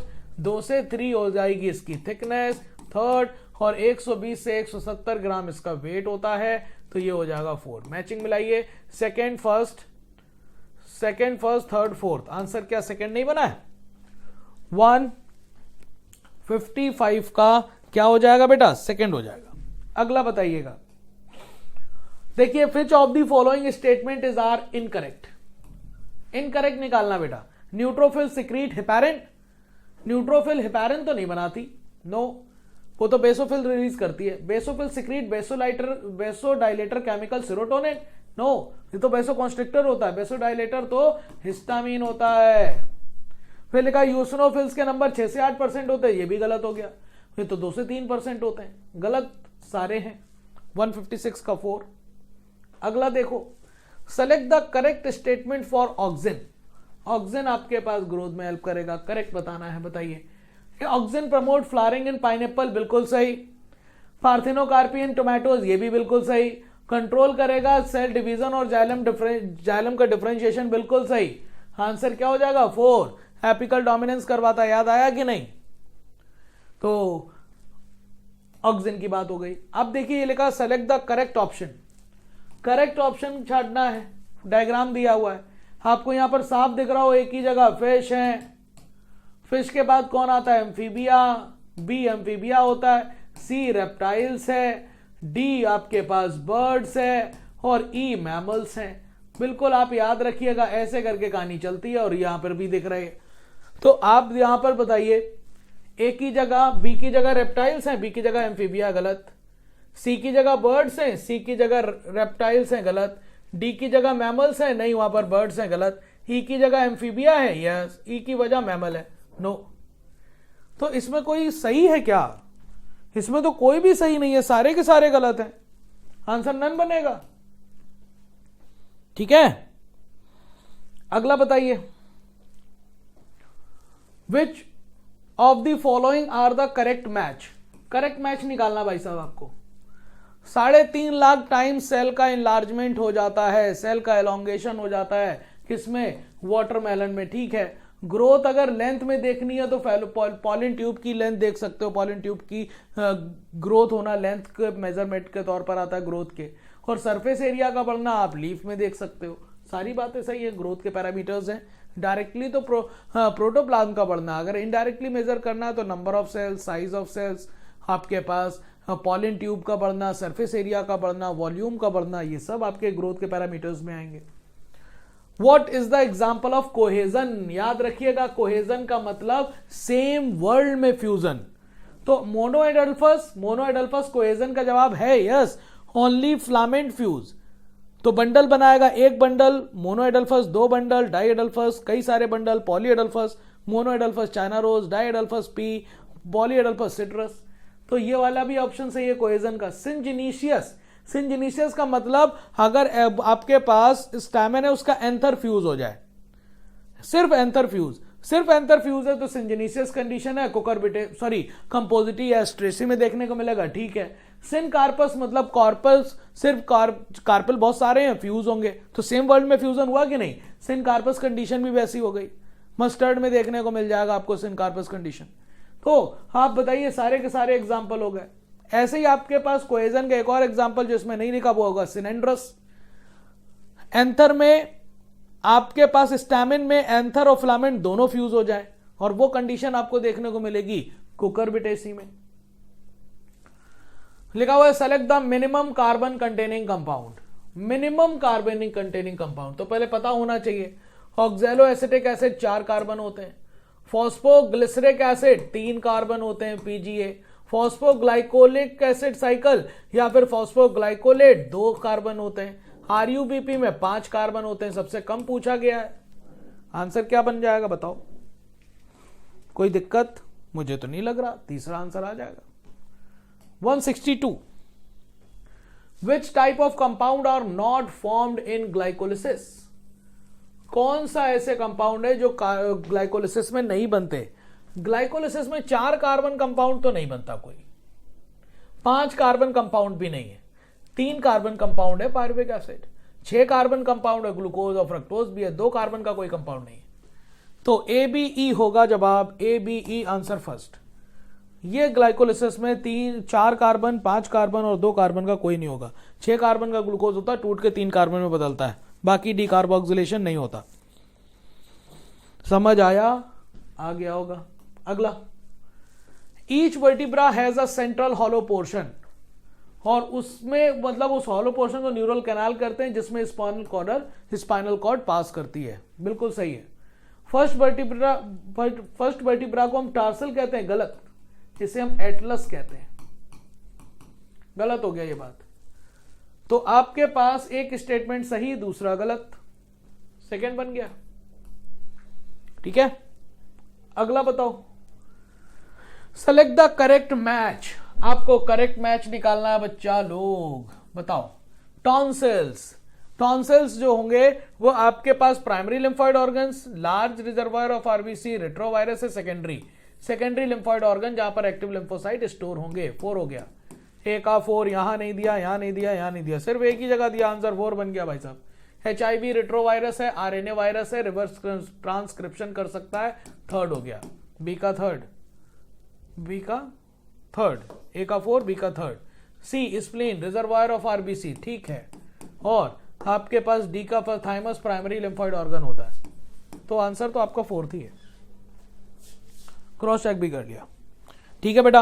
अगला क्वेश्चन बताइए, 164 के बाद 165 बताइए। सेलेक्ट द करेक्ट मैच निकालना बताइए। माइक्रोस्पोरम, वुचरेरिया, वायरस और बैक्टीरिया। वुचरेरिया से मुझे याद आ रहा है फाइलेरियसिस होता है, ये सेकेंड है। और बी का सेकेंड देखिए ना, यहां दिया ना, यहां दिया ना, यहां दिया, एक ही ऑप्शन से बन रहा है। ए का first, ringworm, microsporum, virus, common cold, ठीक है। बैक्टीरिया से प्लेग होता है। तो आंसर आपके पास फर्स्ट बिल्कुल सही है। अगला क्वेश्चन देख लो। अगला 166, infection of HIV or having AIDS is something that should not be hidden, since then infection may spread many more people। बिल्कुल बात सही है। कहते हैं कि जैसे किसी को सेक्सुअली ट्रांसमिटेड इन्फेक्शन हुआ, जैसे कि HIV या फिर हेपेटाइटिस, उसे छुपाना नहीं चाहिए। अगर छुपाओगे तो आपके कांटेक्ट में जितने लोग आएंगे या फिर डायरेक्टली या इनडायरेक्टली, तो कहने का मतलब ये हो गया कि मैनी मोर फैल सकते हैं ये इन्फेक्शंस। इसी वजह से WHO ने एक गाइडलाइन दिया हुआ है कि अगर किसी को HIV है तो उसे गिरी नज़रों से या स्टंट मतलब नज़रों से नहीं देखना चाहिए, बिकॉज अगर उसने छिपाना शुरू कर दिया तो वो जो बीमारी है वो कई गुना फैल सकती है। तो ये वाली बात सही। Malignant tumour normally remain confined to their original location, बात गलत हो गई। ये मैलिग्नेंट ट्यूमर के लिए नहीं है, ये लाइन बेनाइन ट्यूमर के लिए है। तो एक स्टेटमेंट सही, दूसरा है गलत। आंसर बनेगा सेकेंड। 166 का क्या हो जाएगा? सेकेंड। अगला बताइए, आइडेंटिफाई X, Y और Z। आइडेंटिफाई X, Y और Z। तो 10 ह्यूमन लेकर चले हैं, 10 ह्यूमन सेल्स। तो बताइए 24 आवर के बाद क्या हो जाएगा? 10 से 20 हो जाएंगी। 24 आवर के बाद फिर से 20 से 40 हो जाएंगी। 24 आवर के बाद 40 से 80 हो जाएंगी। क्या जवाब? 20 40 80। 20 40 80 आंसर सेकेंड। आंसर क्या बन जाएगा बेटा? आंसर बन जाएगा सेकेंड। कोई प्रॉब्लम नहीं। 167 के बाद 168 लिखा हुआ, विच of the following is not a characteristic feature during mitosis. कौन सा फीचर नहीं है माइटोसिस का इन सोमैटिक सेल? क्रोमोसोम का मूवमेंट बिल्कुल होगा, मूवमेंट तो हो गई। साइनेप्सिस नहीं होगा, साइनेप्सिस आपके पास जाइगोटीन में होता है, और जाइगोटीन आपके पास होता है मियोसिस 1 का पार्ट। मियोसिस 1 में प्रोफेज 1 में होता है, ये नहीं होगा। स्पिंडल फाइबर बनेंगे, डिसअपीयरेंस ऑफ न्यूक्लियस यहां पर भी होगा। 168 का सेकेंड बन जाएगा। ठीक है, चलिए अगला क्वेश्चन देख लेते हैं। 169, what is the difference of partial pressure of CO2? Difference पूछ रहा बेटा, partial pressure of CO2 in between tissue और एल्वुलाई। टिश्यू पर बताइए कितना पार्शियल प्रेशर है? पार्शियल प्रेशर ऑफ CO2 ज्यादा है 45 mm ऑफ Hg, और एल्वुलाई पर कितना है? एल्वुलाई पर अगर बात करी जाए तो पार्शियल प्रेशर ऑफ CO2 कितना है? 40 mm ऑफ Hg। कितना? 40 mm। तो बताइए 45 से माइनस करिए 40, तो जवाब क्या आएगा? 5 mm ऑफ Hg। तो जवाब क्या हो जाएगा? सेकेंड। ठीक है, और ये है हमारे सेशन का आखिरी क्वेश्चन। लिखा हुआ है, only 2 major region make up the brain stem. 2 major region बताइए जो ब्रेन स्टेम बनाते हैं, और वो ब्रेन स्टेम में लिखा हुआ मिड ब्रेन और मेडुला ओब्लोंगेटा। नहीं, mid brain and hind brain. Mid brain और हाइंड ब्रेन मिलकर ब्रेन स्टेम बनाते हैं। गलत जवाब हो गया ये। फिर लिखा brain stem forms the connection between brain और स्पाइनल कॉर्ड। हाँ बिल्कुल, ब्रेन और स्पाइनल कॉर्ड का कनेक्शन आपके पास जो हो गया वो ब्रेन स्टेम कहलाता है। ये बात सही है। पहली बात गलत, दूसरी सही, और इस तरह से आंसर 170 का क्या बन जाएगा? थर्ड।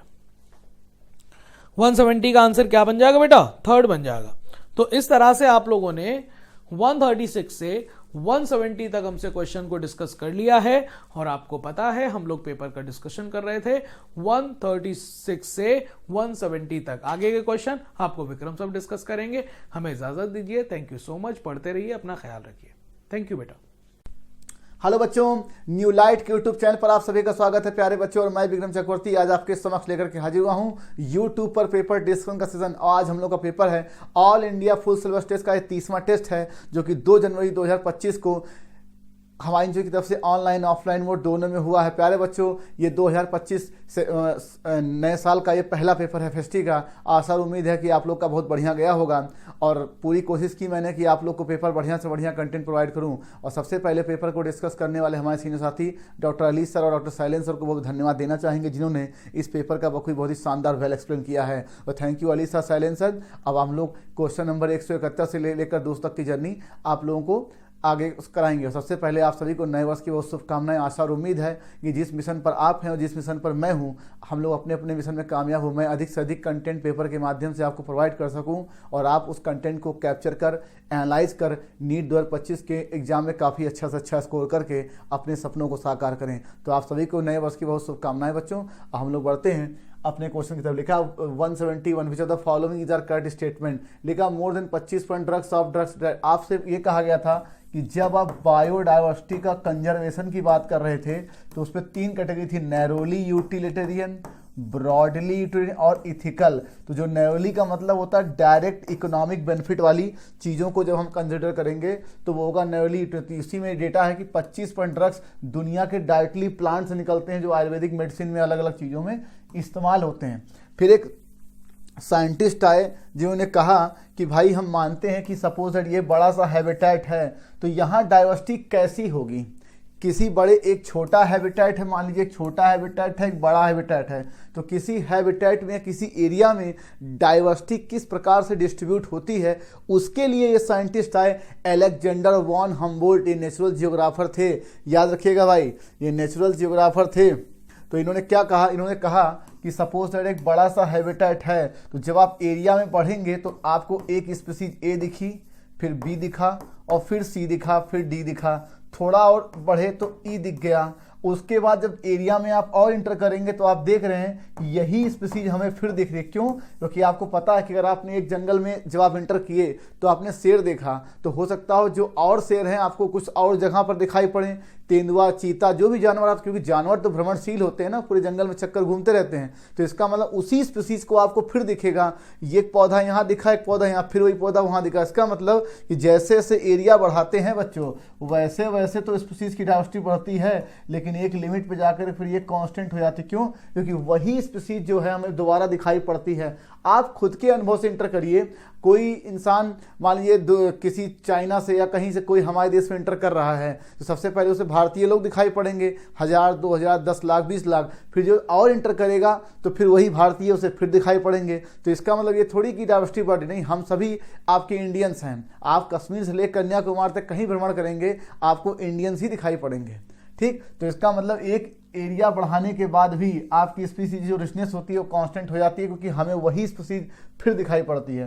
तो ये बिल्कुल सही है। और पाउल अहर्ली के साइंटिस्ट थे जिन्होंने स्पीसीज का इंपॉर्टेंस बताया कि भाई इकोसिस्टम के लिए हेल्थ के लिए कितना जरूरी है। इन्होंने एक आपके एरोप्लेन का एग्जाम्पल लिया, एरोप्लेन का। उन्होंने कहा कि एरोप्लेन में आपके पंख होता है, सीट होती है, सीट कवर होती है, ज़मीन होती है। अगर आप सबके नट बोल्ट को हटाते जाएं, ठीक, तो थोड़ा बहुत फ्लाइट की सेफ्टी प्रभाव पड़ेगा, लेकिन जब आप पंख जो है उसका विंग जिससे उड़ रहा है उसके नट बोल्ट को अगर हटा देंगे तो इकोसिस्टम पे थ्रेट ज़्यादा आएगा, उस पर इम्पैक्ट ज़्यादा आएगा। तो ऐसी स्पीसीज का नाम उन्होंने कहा था के स्टोन बोलते हैं इनको। मतलब ये इनकी संख्या कम होती है लेकिन ये इकोसिस्टम पे बाकी स्पीसीज के डिस्ट्रीब्यूशन पर, एबंडेंसी पर ज़्यादा प्रभाव छोड़ते हैं। तो पाउल एहरलिक ने रिवेट पॉपर हाइपोथेसिस दिया था, नटबोल्ट सिद्धांत। तो काहे के लिए था? इकोसिस्टम हेल्थ के लिए, कि इकोसिस्टम कैसे काम करता है और स्पीसीज कैसे उसमें कंट्रीब्यूट करती है। यह सारे सही है, 4th आंसर। अब लिखा है अमेजोनियन रेन फॉरेस्ट, ये आपके ट्रॉपिकल वाले इलाके में है और ये इसे बोलते हैं लंग्स ऑफ द प्लैनेट बोलते हैं, क्योंकि 20% ऑक्सीजन यहीं से निकल के आता है। और यहाँ पर कुछ डाइवर्सिटी का डेटा था जिसमें 1,25,000 इन्वर्टिब्रेट थे और जिसमें आपका 3,000 फिशेस हैं और 427 आपके क्या है, मैमल्स हैं। और बाकी के डेटा यहाँ लिखा ही है। 1300 बर्ड्स थी, 40,000 प्लांट्स थे, 378 रेप्टाइल और 427 क्या था, मैमल, दैट इज D3। बच्चों यहाँ पर सी के बाद डी है। आपको जो ऑफलाइन का पेपर मिला है उसमें साथ सी लिखा होगा, लेकिन अंडरस्टूड है कि भाई सी के बाद डी आता है। तो मुझे 1300 क्या दिख रहा है, बर्ड्स दिख रहा है ए सेकेंड, और मुझे 40,000 क्या दिख रहा है, प्लांट बी फर्स्ट, और 378 रेप्टाइल सी फोर्थ, और 427 क्या लिख रहा है मुझे, एम्फीबिया D3। हालांकि यहाँ मैमल भी लिखा होता तो भी सही होता। ठीक, तो मुझे सेकेंड आंसर दिख रहा है और यहाँ डाइवर्सिटी ज़्यादा होती है। ठीक है, लिखा सकते bio fertiliser. Sir bio fertiliser क्या चीज़ है? ऐसे ऑर्गेनिज्म, ठीक है, जिनके द्वारा डायरेक्ट या उनके थ्रू सॉइल की क्वालिटी, न्यूट्रिएंट क्वालिटी इंप्रूव हो जाए, सॉइल न्यूट्रिएंट क्वालिटी इंप्रूव हो जाए। जैसे कि राइजोबियम, जितने भी नाइट्रोजन फिक्सिंग करने वाले ऑर्गेनिज्म होते हैं सॉइल में वो सब के सब इसी कैटेगरी में आते हैं भाई। और आपका एनाबीना हो गया, नॉस्टॉक हो गया, और यहाँ पे एजोस्पाइलम होगा। ये एक इन्फेक्शियस एजेंट है, ये भी एक इन्फेक्शियस एजेंट है, ये प्रियॉन से एबनॉर्मली फोल्डेड प्रोटीन है जो कि CJD और मैड काउ डिजीज काज करता है, और TMB ये टोबैको प्लांट पे इन्फेक्ट करता है, उसकी पत्तियों में मोज़ेक डिजीज काज करता है। तो ये नहीं बायो फर्टिलाइजर। 1 2 3 एंड 4 इज 5, तो यहाँ पर मुझे 5 दिख रहा है बायो फर्टिलाइजर। तो क्या बोला, ऐसे ऑर्गेनिज्म जिनके थ्रू या डाइट इन्वॉल्व होने से भी सॉइल की न्यूट्रिएंट क्वालिटी इंप्रूव कर जाए, उन्हें हम बायो फर्टिलाइजर कहते हैं। फर्स्ट आंसर लिखा मोस्ट कैंसर ट्रीटेड बाय। ये कहा गया, हमें पता कैंसर एक बहुत ही बड़ी बीमारी है, तो इसे ठीक करने के लिए कोई ज़रूरी नहीं है कि हम केवल सर्जरी का ही सहारा लें, इन तीनों के कॉम्बिनेशन से भी हम किसी बड़े कैंसर को ट्रीट कर सकते हैं। ठीक, तो ये सही लिखा है। ये कहा गया कि अब देखिए सर, एक होता है यूज, एक होता है यूज और एक होता है एब यूज। आपको पता दुनिया में हर काम के निगेटिव पॉजिटिव। सपोज दैट हम ड्रग्स की बात करें, ड्रग्स तो एक होता है पॉजिटिव और एक होता है निगेटिव। जो निगेटिव इम्पैक्ट है वही है एब्यूज। क्यों?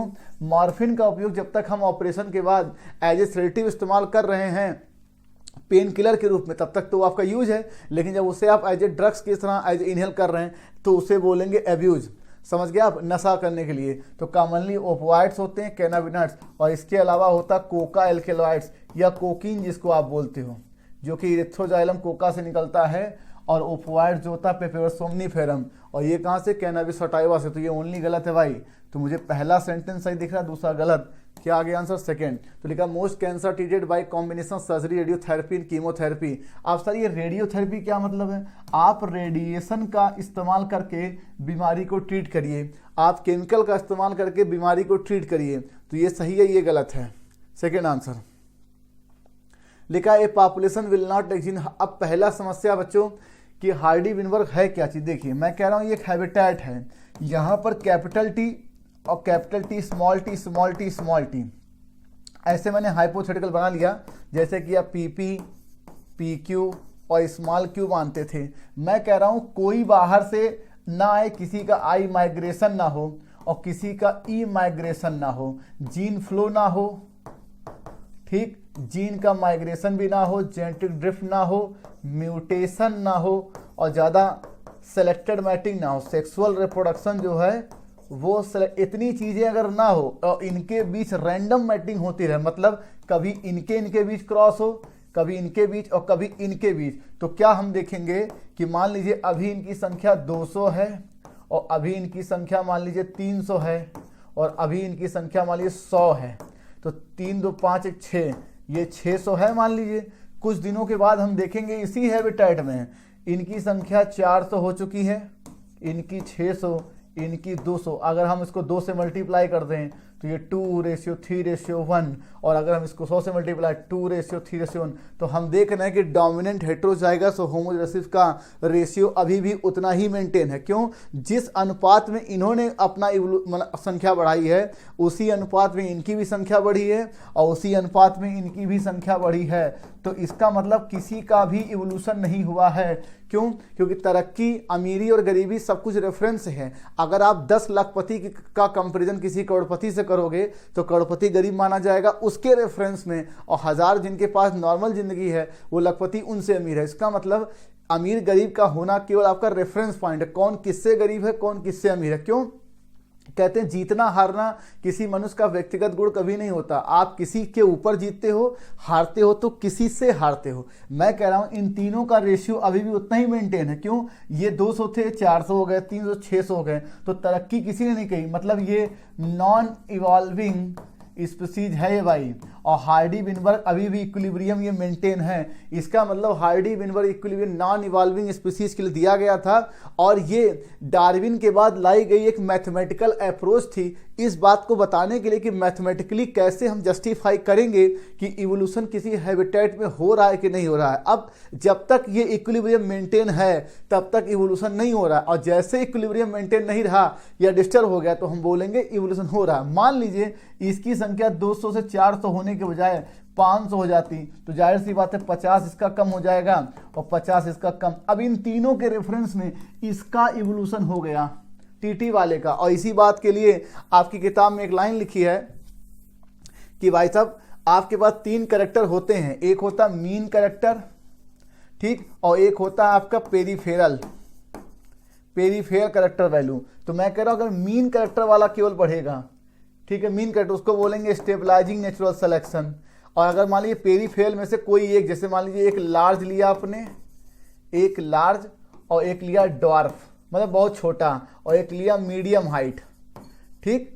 अब देखिए अगर इनका अकेले क्यों सिलेक्शन हुआ तो बोलेंगे डायरेक्शनल, इनका अकेले हुआ डायरेक्शनल, इसका हो गया स्टेबलाइजिंग, और ये दोनों अगर अपने अपने पीक पे बराबर हैं, ये घट जाए तो बोलेंगे डिस्ट्रप्टिव नेचुरल सिलेक्शन। तो आपसे पूछेंगे कि सर स्टेबलाइजिंग, डायरेक्शनल और डिस्ट्रप्टिव क्या है, ये टाइप ऑफ नेचुरल सिलेक्शन है, ये किस कैरेक्टर वाले का नेचर में इवोल्यूशन हो रहा है। तो आपसे पूछा जाएगा सर हार्डी-विनबर्ग कैसे जस्टिफाई करता है किसी का इवोल्यूशन हुआ है किस नहीं, जब ये इक्विलिब्रियम मेंटेन नहीं रहता है, ठीक। अब देखिए, अब मैंने पहले बताया कि उस हैबिटेट में म्यूटेशन ना हो रहा हो, माइग्रेशन ना हो रहा हो, और पॉपुलेशन के छोटे बड़े होने से कोई सिग्निफिकेंट रोल नहीं पड़ता। लेकिन अगर आपने रैंडम मैटिंग के जगह पर सिलेक्टेड मैटिंग करा दिया, या सपोज दैट मैं कह रहा हूँ पीपी और पीक्यू के बीच अगर आप मैटिंग कराएंगे तो पीपी और आ गया पीपी, उसके बाद देखिए पीक्यू और पीक्यू, तो जो ये होमोजाइगस रेसिव वाला है ये मैदान से देखिए इस पॉपुलेशन से गायब हो जाएगा,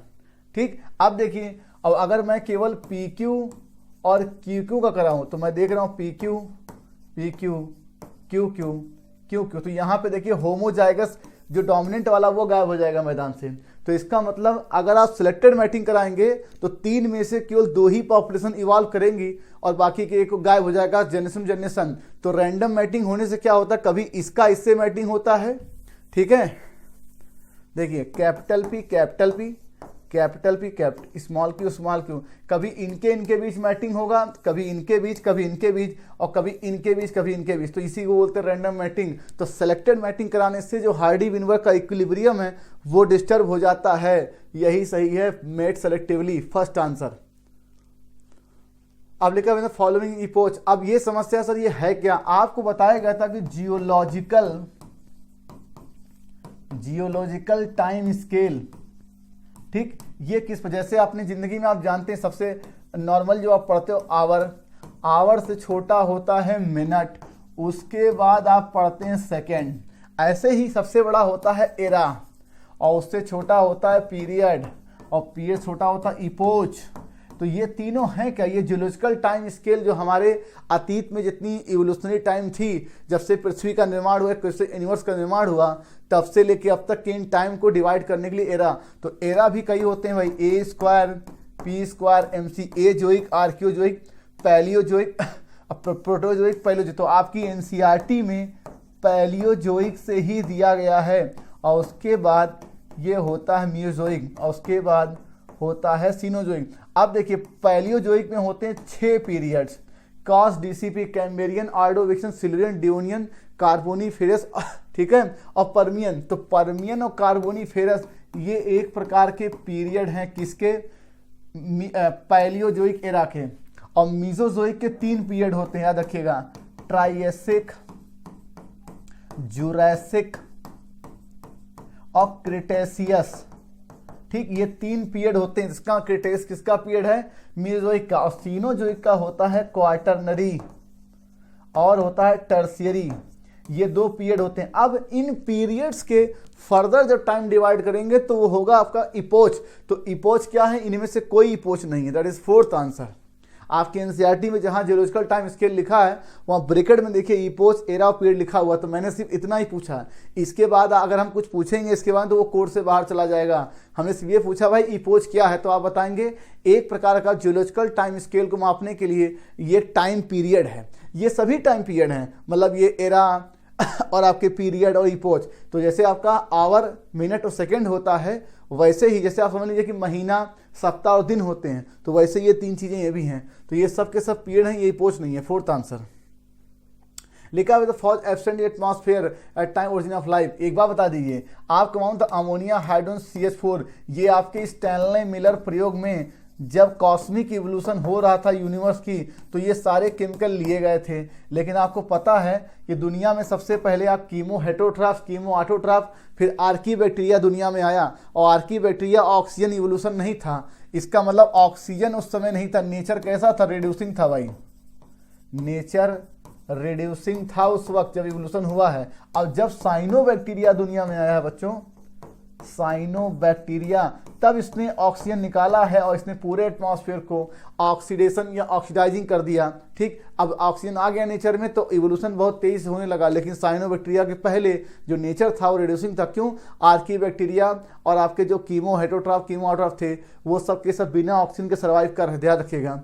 इसीलिए कहा गया है कि दुनिया से अगर ऑक्सीजन खत्म हो जाए तो क्या दुनिया से लाइफ खत्म हो जाएगी? नहीं, खत्म नहीं होगी भाई, याद रखिएगा। थर्ड आंसर, तो ऑक्सीजन नहीं था उस समय ओरिजिन ऑफ लाइफ के समय। थर्ड, लेकिन आइसोलेटेड, ये आपकी किताब में कहा गया है कि चलो मान लो कि आपके एक लिविंग बॉडी में जो रिएक्शंस होती हैं उसे लैब में आप किसी टेस्ट ट्यूब में करा लें, लेकिन ना तो आप इसे लिविंग बोलेंगे ना नॉन लिविंग बोलेंगे, क्योंकि रिएक्शन बाहर हो रहा है नॉन लिविंग मीडियम में लेकिन रिएक्शन हो रही है लिविंग। तो ये कहा गया कि भाई क्या किया जाए, कैसे किसी चीज़ को लिविंग कहा जाए? तो ये कहा गया कम से कम एक मेम्ब्रेन बाउंड सेल सिस्टम हो तो हम लिविंग की बात कर सकते। हाँ, सेल वॉल हो ना हो अलग बात है, माइंड इट। क्यों? आपके प्रोटोजोन्स में सेल वॉल नहीं है, स्लाइव मोल्ड में सेल वॉल नहीं है, माइकोप्लाज्मा में सेल वॉल नहीं है, लेकिन वो लिविंग है। कम से कम एक मेम्ब्रेन बाउंड सेल सिस्टम हो और उसके अंदर जो रिएक्शन चल रही होगी तो हम बोलेंगे भाई कि वो एक लिविंग ऑर्गेनिज्म है। तो नेचुरल मेटाबॉलिज्म, ये ठीक बिल्कुल सही है। अब ये आपकी किताब में लिखा है कि चलो मान लेते हैं कि जीवन इंटरेक्शन से ही आता है। ये कहा गया कि एक सेल, दो सेल, तीन सेल, चार सेल, कई सेल एक आपके आपस में मिली तो इन्होंने टिश्यू का निर्माण कर दिया। ठीक, और कई टिश्यू मिले तो इन्होंने आर्गन का निर्माण कर दिया। तो कह रहे हैं कि जो ये आपकी एक एक सेल की जो प्रॉपर्टी है वो इस टिश्यू के अंदर नहीं है, लेकिन इनके इंटरेक्शन से जो प्रॉपर्टी आई वो टिश्यू के अंदर है। ऐसे ही एक एक टिश्यू की प्रॉपर्टी इस आर्गन में नहीं है, लेकिन जो टिश्यू के ग्रुपिंग से आया है वो आर्गन के अंदर प्रॉपर्टी है। तो लिखा कि properties of tissue are not present in the kernel cells but arise as the result of interaction among these cell. ये बिल्कुल सही है, दोनों सेंटेंस सही है, ये बुक की लाइन है भाई। फोर्थ, अब आपको ये कहा गया कि जब आप क्रोमेटोग्राफी किया अपने एक पौधे के पिगमेंट्स का तो वहां आपने देखा सबके अलग अलग कलर दिखाई पड़े। क्लोरोफिल ए का कलर ब्राइट और ब्लू ग्रीन, बी का येलो ग्रीन और जेंथोफिल का येलो और कैटेनॉइड्स में yellow to yellow orange, that is D third. तो लिखा A second, B fourth, C first और उसके बाद D third, that is second answer. अब लिखा रुबिस्को, अगर ये कहा जाए कि भाई CO2 और ऑक्सीजन 1:1 में भी हो तो रुबिस्को CO2 से ही बाइंड कर, क्योंकि एफिनिटी इसके लिए ज़्यादा होती है। और रुबिस्को में ये C है कार्बोक्सिलेज और ये O ऑक्सीजनेज एक्टिविटी, याद रखिएगा, इक्वल एफिनिटी नहीं होती। लिखा क्रॉसिंग ओवर, आप तो जमाने से पढ़ते हैं क्रॉसिंग ओवर जो होते हैं वो मियोसिस 1 के प्रोफेज 1 के पैकाइटिन स्टेज में होती है, दैट इज ऑल। मैं क्या बोल रहा हूँ, मियोसिस 1 के प्रोफेज 1 के उसके पैकाइटिन स्टेज में होती है क्रॉसिंग ओवर, दैट इज 4। और ये किन के बीच होती है सर? ये होती है दो आपके होमोलोगस क्रोमोसोम के बीच, याद रखिएगा।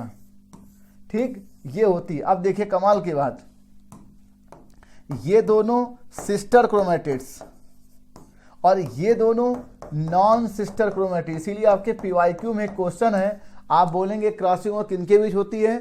दो होमोलोगस के क्रोमोसोम के नॉन सिस्टर क्रोमेटिड्स के बीच। तो ये हुआ आपका क्रॉसिंग ओवर, याद रखिएगा। तो ये दोनों आपस में नॉन सिस्टर हैं और इनके बीच क्रॉसिंग ओवर नहीं होता भाई। Fourth answer. अब लिखा हुआ the following option correctly represent the lung condition in asthma. कुछ नहीं सर, अस्थमा एक प्रकार का इन्फ्लेमेशन की कंडीशन है, इन्फ्लेमेशन, और जिसमें आपका ब्रोंकाई और ब्रोंकियोल्स इसमें होता भाई इन्फ्लेमेशन थी। तो ठीक है। और एम्फाइसीमा में क्या होता है कि एल्वियोलाई की वॉल डैमेज होती है जिससे सरफेस एरिया घट जाता है, और सरफेस एरिया ना होने की वजह से प्रॉपर ऑक्सीजन का इनटेक आउटटेक नहीं हो पाता, क्योंकि एक्सचेंज पार्ट में प्रॉब्लम आ जाती है। तो क्या बोलेंगे, डिक्रीज स्पाइड सरफेस एरिया, क्योंकि ऑक्सीजन का अंदर आना और CO2 का बाहर जाना एल्वियोलाई के सरफेस के आर पार ही होता है डिफ्यूजन से, याद रखिएगा भाई। First answer. लिखा many important food plant like tomato, banana, apple, ये टिश्यू कल्चर के मेथड से डेवलप हो सकता। टिश्यू कल्चर क्या, कुछ नहीं, पौधे का कोई एक पार्ट आपने लिया और लैब में उसको स्टेराइल कंडीशन में अच्छे से ग्रो करा लिया, बहुत ही कम समय में आपको टिश्यू कल्चर के माध्यम से पौधों की संख्या ज़्यादा मिल जाएगी। सब के सब सोमा क्लोन्स होंगे, आइडेंटिकल होंगे, ठीक है, कोई ज़्यादा चेंज नहीं आएगा। और ये कहा गया ऐसा हुआ ही क्योंकि जो हमारी ट्रेडिशनल ब्रीडिंग टेक्निक है, नॉर्मल खेती है, वो हमारे बढ़ते हुए पॉपुलेशन में लोगों की डिमांड को सफिशिएंट ना कर पाती है। इसलिए वैज्ञानिकों ने कहा कि भाई हमें लड़ना है समय और लोगों की डिमांड से, इसलिए अनदर सिस्टम डेवलप किया क्रॉप इम्प्रूवमेंट के लिए, क्या बोला, टेक्नोलॉजी का टिश्यू कल्चर, तो ये दोनों सही है भाई, फोर्थ आंसर। लिखा ट्रांसगेनिक एनिमल, कुछ नहीं, ये कहा गया था कि ट्रांसगेनिक एनिमल के जो उपयोग थे कई प्रकार, स्टडी ऑफ डिजीज था और टॉक्सिसिटी। ये कहा गया सपोज कोई एक केमिकल है ए, ये किसी ह्यूमन बॉडी पे क्या प्रभाव डालेगा, इसे जानने के लिए आपको ह्यूमन की बॉडी पे इसको टेस्ट करना होगा। तो ह्यूमन की बॉडी जब केमिकल जाएगा तो एक दिए गए टाइम पीरियड में उसको रिस्पॉन्स करेगी, ये समय ज़्यादा भी हो सकता है। लेकिन हमने क्या किया, लैब में कुछ ऐसे जीन डाल के, जीन मैनिपुलेशन करके ट्रांसगेनिक एनिमल्स बना लिए जिन पे जब ये केमिकल डाले जाते थे इनके अंदर टेस्टिंग के लिए, तो इसका रिस्पॉन्स बहुत ही कम समय में जल्दी जल्दी करते थे। इससे हमको मालूम चला था कि इस केमिकल का क्या प्रभाव पड़ेगा। तो लिखा toxic testing in trans animal will allow us to result in very less time, बिल्कुल सही है, बहुत ही कम समय। क्यों? क्योंकि ये बनाए ही इसीलिए गए थे। फिर लिखा transgenic animals are made that carry genes which make them more sensitive to toxic substance than non transgenic, बिल्कुल सही है। हम कह रहे हैं अगर हमें ठंडी के लिए, गर्मी के लिए बहुत सेंसिटिव हैं, तो जाहिर सी बात है जब गर्मी आएगी तो हमें उस पर प्रभाव ज़्यादा पड़ेगा। अगर हम ठंड के लिए ज़्यादा सेंसिटिव हैं तो ठंड का हम पर प्रभाव पड़ेगा, जैसा कि इस समय ठंड चल रही है। तो ये दोनों सेंटेंस बिल्कुल सही है, फोर्थ आंसर। अब लिखा एरोबिक रेस में, कुछ नहीं सर, आपको मालूम है कि जब आप एरोबिक की बात करेंगे तो आप ग्लाइकोलिसिस से स्टार्ट करेंगे, फिर उसके बाद आप जाएंगे ऑक्सीडेटिव डीकार्बोक्सिलेशन और उसके बाद आप जाएंगे ईटीएस में। इतनी बात तो आप बोलेंगे। चलो मान लेते हैं कि भाई ये एनारोबिक में भी है, ठीक। तो सर आपको मालूम है कि जो आपकी रुबिस्को, पेप्केज, ये फोटोसिंथेसिस के एंजाइम है, इनके लिए मैग्नीशियम है। उसी प्रकार से जो हेक्सोकाइनेज एंजाइम है, हेक्सोकाइनेज जो कि ग्लाइकोलिसिस इस्तेमाल होता है पहले स्टेप में, उनके लिए मैग्नीशियम है। और ऑक्सीडेटिव डीकार्बोक्सिलेज, पायरुवेट डीकार्बोक्सिलेज है, उसके लिए भी मैग्नीशियम है। तो अगर मैं इस स्टेप को छोड़ भी दूं ग्लाइकोलिसिस को, तो मैं अगर इससे आगे बढ़ रहा हूं तो ये मेरा प्रोसेस ये पूरा का पूरा एरोबिक में आएगा, तो मैग्नीशियम से ये मैच करेगा। भाई हेक्सोकाइनेज वाले में आपका मैग्नीशियम आयन इस्तेमाल हुआ और पायरुवेट डीकार्बोक्सिलेज जो एंजाइम यहाँ इस्तेमाल होता है वहाँ पर भी मैग्नीशियम एज ए कोफैक्टर की तरह इस्तेमाल हुआ है भाई। तो ये सही है। एरोबिक इसमें NADH2 तो निकलता ही है, एरोबिक में NADPH नहीं भाई, ये फोटोसिंथेसिस के आपके कोएंजाइम होते हैं, याद रखिएगा, यही गलत है। और एनारोबिक रेस्पिरेशन में ATP होती है, अगर यहाँ एरोबिक लिखा हो तो भी सही होता। That is third answer. अब लिखा हुआ फॉलोइंग इज इनकरेक्ट मैच। अब देखिए आपको मालूम था कि जब आप पॉलन ग्रेन की बात कर रहे थे, पॉलन ग्रेन, तो इसके दो लेयर थे, एक आपका इनर और एक था आउटर, जो कि ऐसे था। ये डिस्क कुछ जगहों पर ये एब्सेंट था और इसी को आप क्या बोलते थे, जर्म पोर। तो भाई साहब जर्म पोर तो आपकी पॉलन ग्रेन का कैरेक्टर होगा, ना कि एम्ब्रियोसाइक का। इसी जर्म पोर से क्या निकलता था, पॉलन ट्यूब, जब आपका पॉलिनेशन के बाद। और पॉलन ग्रेन लिक्विड नाइट्रोजन में किस टेम्परेचर पे, -196 डिग्री सेल्सियस पर होता था, याद रखिएगा। फनिकल आपको पता है कि जब आप गाइनोसियम की बात करेंगे बच्चों, एक गाइनोसियम में आप अगर हम पिस्टिल की बात करें, पिस्टिल या कार्पेल ले लें, ठीक। अब इसके 3 पार्ट, पहला स्टिग्मा, स्टाइल और ये रहा ओवरी। ओवरी में ये ओव्यूल है, तो यहाँ पर जो आपका ओव्यूल का ये जो स्टाल्क होता है, इसी को आप क्या बोलते हो, फनिकल। इसका मतलब अगर हम फनिकल की बात करें तो फनिकल आपके ओवरी के अंदर है। ओवरी किसका पार्ट, पिस्टिल का, पिस्टिल किसका, गाइनोसियम का, बिल्कुल सही है। माइक्रोपाइल तो ओव्यूल में होता ही है, तो आपको पता ही है। फर्स्ट आंसर, जिससे क्या जाता है आपका, पॉलन ट्यूब एंटर करता है। फर्स्ट आंसर, ये गलत है। लिखा है larger animals some primates. Primates में आपको पता ही है मंकी, एप, मैन आते हैं। और एर्बोरियल में गिलहरी, ये गिलहरी है भाई, याद रखिएगा, मतलब वृक्षों पे रहने वाली, पेड़ों पर रहने वाली। एर्बोरियल का मतलब ट्री डोलिंग, जो वृक्ष संबंधी होते हैं, जो पेड़ों पे। खरगोश नहीं आएगा इसमें, गिलहरी आएगी। And reptiles have also been report, बिल्कुल, ये भी पॉइंटर के साथ इस्तेमाल होते हैं। और मेजॉरिटी, अब देखिए सपोज दैट ये एक पेड़ है, इस पर ये फूल है, अब ये इंसेक्ट है, इसे कैसे ये अट्रैक्ट हो इसकी तरफ, ये ज़रूरी है। तो फूल तो पहले बड़ा होना चाहिए, एक्सपोज होना चाहिए, उसके बाद कलरफुल होना चाहिए। तो कलरफुल होता, जिसकी वजह से ये इंसेक्ट जो होता है इसको जाता है इसकी तरफ अट्रैक्ट होकर के। और ये एक जगह से उड़ा तो अपने पैरों में पॉलन ग्रेन चपक गया, फिर दूसरे फूल पे गया तो पॉलन ग्रेन वहाँ चला गया। तो ये क्या करता, पॉलिनेशन। तो स्मॉल नहीं होना चाहिए, लार्ज होना चाहिए, कलरफुल होना चाहिए और नेक्टर वाला होना। क्यों? क्योंकि जो प्लांट इस इंसेक्ट को क्या देता है, पॉलन देता है और क्या देता है, नेक्टर। पॉलन और नेक्टर ये क्या होते हैं, फ्लोरल रिवार्ड होते हैं। पुष्प के द्वारा उस इंसेक्ट को या पॉलिनेटर को दिया गया पुरस्कार होता है। तो ये गलत है भाई, मुझे पहला सही दिख रहा, दूसरा गलत। क्या आ गया आंसर, सेकेंड। लिखा पॉलन पिस्टिल इंटरेक्शन, कुछ नहीं सर, यहाँ आपका एंथर है, यहाँ से पॉलन ग्रेन उड़ा और स्टिग्मा की सरफेस पे ऐसे गिरा, गिरने से लेकर के और ये ओव्यूल है, इसके अंदर एम्ब्रियोसाइक है, इस ओव्यूल में एम्ब्रियोसाइक में इंटर करने तक की पूरी घटना पॉलन पिस्टिल इंटरेक्शन होती है। तो लिखा pollen grain deposition stigma to positive entry ovule, बिल्कुल सही भाई, फोर्थ आंसर। अब देखिए ऑक्सीजन आपको पता है पार्थिनोकार्पी, बिल्कुल सही है सर, फोर्थ आंसर, ए फोर्थ। और इथाइन आपको पता प्रमोट सेनेसेंस, क्यों, ये निगेटिव हार्मोन है। फिर लिखा जिबेलिन, मतलब कहते हैं कि फ्लावरिंग से पहले इंटरनोड का इलांगेशन करना क्या होता है, बोल्टिंग, तो ये तो ठीक है। और एब्सिसिक एसिड जो होता है ये भी निगेटिव है, inhibition of seed germination, that D third. तो मुझे A fourth, B first, C second, D third, first answer. अब लिखा ANF, आपको पता है एट्रियल नाइट्री यूरेटिक फैक्टर, ये कहां से निकलता है, राइट ऑर्किल से, राइट ऑर्किल हार्ट से। और ये एक प्रकार का वैसोडाइलेशन करता है और ये GFR घटाता है, ये रॉस मैकेनिज्म का अपोजिट है।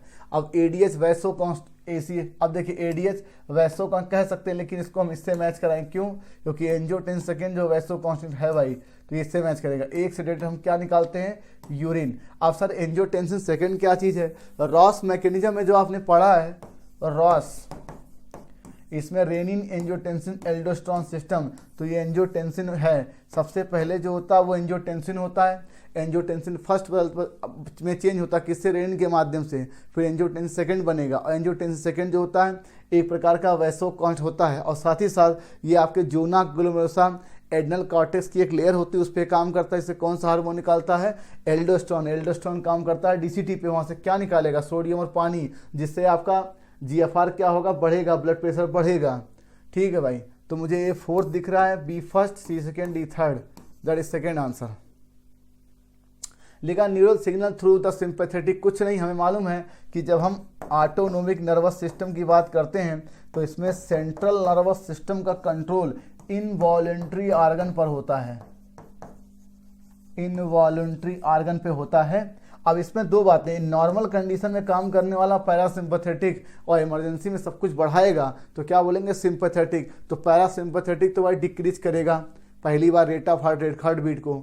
Neural signal through the simple nerves can increase the rate of heart beat, the strength of ventricular contraction and thereby cardiac output, ये सब कुछ बढ़ाएगा। दोनों सही भाई, दोनों सेंटेंस सही हैं। तो पैरासिम्पैथेटिक जो होता है वो सब कुछ बढ़ाता है और पैरासिम्पैथेटिक घटाता है, और ये दोनों ऑटोनोमिक नर्वस सिस्टम के पार्ट हैं। Fourth answer. लिखा सीधा कलर प्लाज्मोडियम, कुछ नहीं सर, प्लाज्मोडियम एक प्रकार का यूनिसेलुलर ऑर्गेनिज्म है और ये प्रोटिस्टा है, और प्रोटिस्टा है तो यूकैरियोट्स है, बिल्कुल सही है। और ये बीमारी काज करता है मलेरिया, तो पैथोजन तो हो ही गया, और पैथोजन तो इन्फेक्शियस एजेंट हो गया। अब मलेरिया में अब देखिए ये जीनस लिखा हुआ है, इसके कई स्पीसीज, वाइवेक्स, ठीक है, वोवेल है, मलेराई है, फैल्सीपेरम है, ठीक। तो ABCDE ऑल इसमें सभी सही है भाई। तो क्या सही है, इन्फेक्शियस एजेंट है, पैथोजन है, यूनिसेलुलर ऑर्गेनिज्म है, मेंबर ऑफ प्रोटिस्टा है, eukaryote, that is third answer. अब लिखा है पर्सन ही हो, कुछ नहीं, आपको मालूम है कि हमारे शरीर में जो फिजियोलॉजी होती है बच्चों, वो एक निश्चित नहीं होती। जैसी बॉडी की नीड्स होती है, जैसी परिस्थितियाँ होती है, इन्वायरमेंटल स्ट्रेस होता है या कंडीशन, उसी हिसाब से वो चेंज होती है। अभी हम नॉर्मल पढ़ा रहे हैं तो जो हमारा ब्लड ग्लूकोज लेवल है वो नॉर्मल है, हार्ट बीट सब कुछ है, लेकिन एकाएक अगर हमें ये मालूम चले कि भूकंप आ गया है तो हम सब कुछ छोड़ करके तुरंत बहुत तेज़ी से भागेंगे, और तेज़ी से भागेंगे तो हमें एनर्जी चाहिए। एनर्जी कहाँ से आएगी, मेटाबॉलिज्म से, और मेटाबॉलिज्म में क्या चाहिए, respiratory substrate, that is glucose, और ग्लूकोज कहाँ से आएगा, ब्लड में। अब ब्लड में ग्लूकोज बढ़ाने के लिए जो भी स्टोर्ड ग्लूकोज है उसका ब्लड में आना जरूरी है। अब देखिए सपोज दैट आपके लीवर में ग्लाइकोजन आपके स्टोर्ड है, इसे ब्लड में लाना है, कैसे, ग्लूकोज की तरह, प्रोसेस का नाम ग्लाइकोजिनोलिसिस, ठीक। अब ये ग्लूकोज ब्लड में बढ़ेगा तो तेजी से कहाँ पहुँच जाएगा, सेल के पास, कहाँ के लिए, मेटाबॉलिज्म के लिए, रेस्पिरेशन के लिए। अब तेजी से पहुँचे तो ब्लड के फ्लो को बढ़ाना होगा, और ब्लड फ्लो बढ़ेगा कैसे, हार्ट बीट के स्ट्रेंथ के कॉन्ट्रैक्शन से, हार्ट बीट कॉन्ट्रैक्शन से, याद रखिएगा भाई। तो इसका मतलब जो स्ट्रेंथ ऑफ हार्ट कॉन्ट्रैक्शन ये बढ़ेगा भाई, इंक्रीज, ठीक। और ब्रेकडाउन ऑफ लिपिड और प्रोटीन्स भी हो सकता है, याद रखिएगा। क्यों? मान लीजिए अगर आप शरीर में आपकी ग्लाइकोजन नहीं उतनी स्टोर है तो लिपिड टूटेगा, याद रखिएगा। मतलब कंडीशन बन सकती है अर्थक्वेक में, प्रोटीन भी टूट सकता है और लिपिड भी, लेकिन जनरली ग्लाइकोजन और लिपिड से ही काम चल जाता है भाई। अब देखिए ग्लाइकोजेनोसिस बिल्कुल ठीक है, और ग्लाइकोजेनेसिस नहीं होगा भाई। क्यों? ग्लूकोज से वापस वो लीवर में नहीं जाएगा, दैट इज ए, और क्या आ गया सी। तो मुझे सिर्फ ए और सी दिख रहा, सही फर्स्ट आंसर, याद रखिएगा।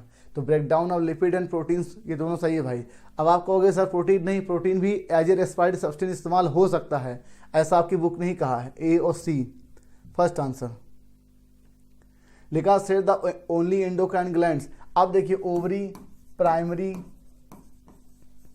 फीमेल सेक्स ऑर्गन है, ठीक। तो ये केवल एंडोक्राइन ग्लैंड नहीं है, इसके अलावा हार्मोन तो निकालती है। ऐसे टेस्टिस ही प्राइमरी मेल सेक्स ऑर्गन है, तो ये भी नहीं होगा।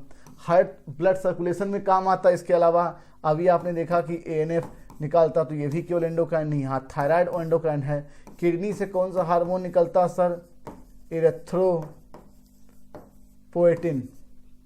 ठीक। और ये खुद एक एक्सक्रीटरी ऑर्गन है, तो ये भी नहीं। हाँ, पीनियल ग्लैंड आपका एंडोक्राइन ग्लैंड है, दैट इज डी और एफ। तो क्या आंसर आ गया? फोर्थ। तो लिखा है the only endocrine gland D and F, that is fourth answer. अब लिखा है फॉलोइंग हाइपर कैल्सियमिक, कुछ नहीं सर, जो आपके बोन से कैल्शियम को निकाल कर ब्लड में लेके आएंगे, इसी को कहते हैं डीमिनरलाइजेशन, और ये ब्लड में कैल्शियम का लेवल बढ़ाएंगे, दैट इज हाइपर कैल्सियमिक। तो इनको क्या बोलेंगे? पीटीएच। तो ये हो गया पहला आंसर। और ठीक इसका अपोजिट, ये कैल्शियम ब्लड का निकाल के बोन में लगाएंगे, दैट इज बोन मिनरलाइजेशन, याद रखिएगा। बोन में कैल्शियम बढ़ाएंगे तो ये टीसीटी, दैट इज ये हाइपो कैल्सेमिक हार्मोन। और इंसुलिन क्या करेंगे? ब्लड ग्लूकोज लेवल को क्या करता है? घटाता है, ये हाइपोग्लाइसीमिक है। और ग्लूकागॉन बढ़ाता है, ये हाइपरग्लाइसीमिक है, दैट इज फर्स्ट आंसर। अब लिखा है कि in nature in interspecific condition, कुछ नहीं सर, आपको पता है एक शेर है लॉयन और एक है लियोपॉर्ड, तेंदुआ।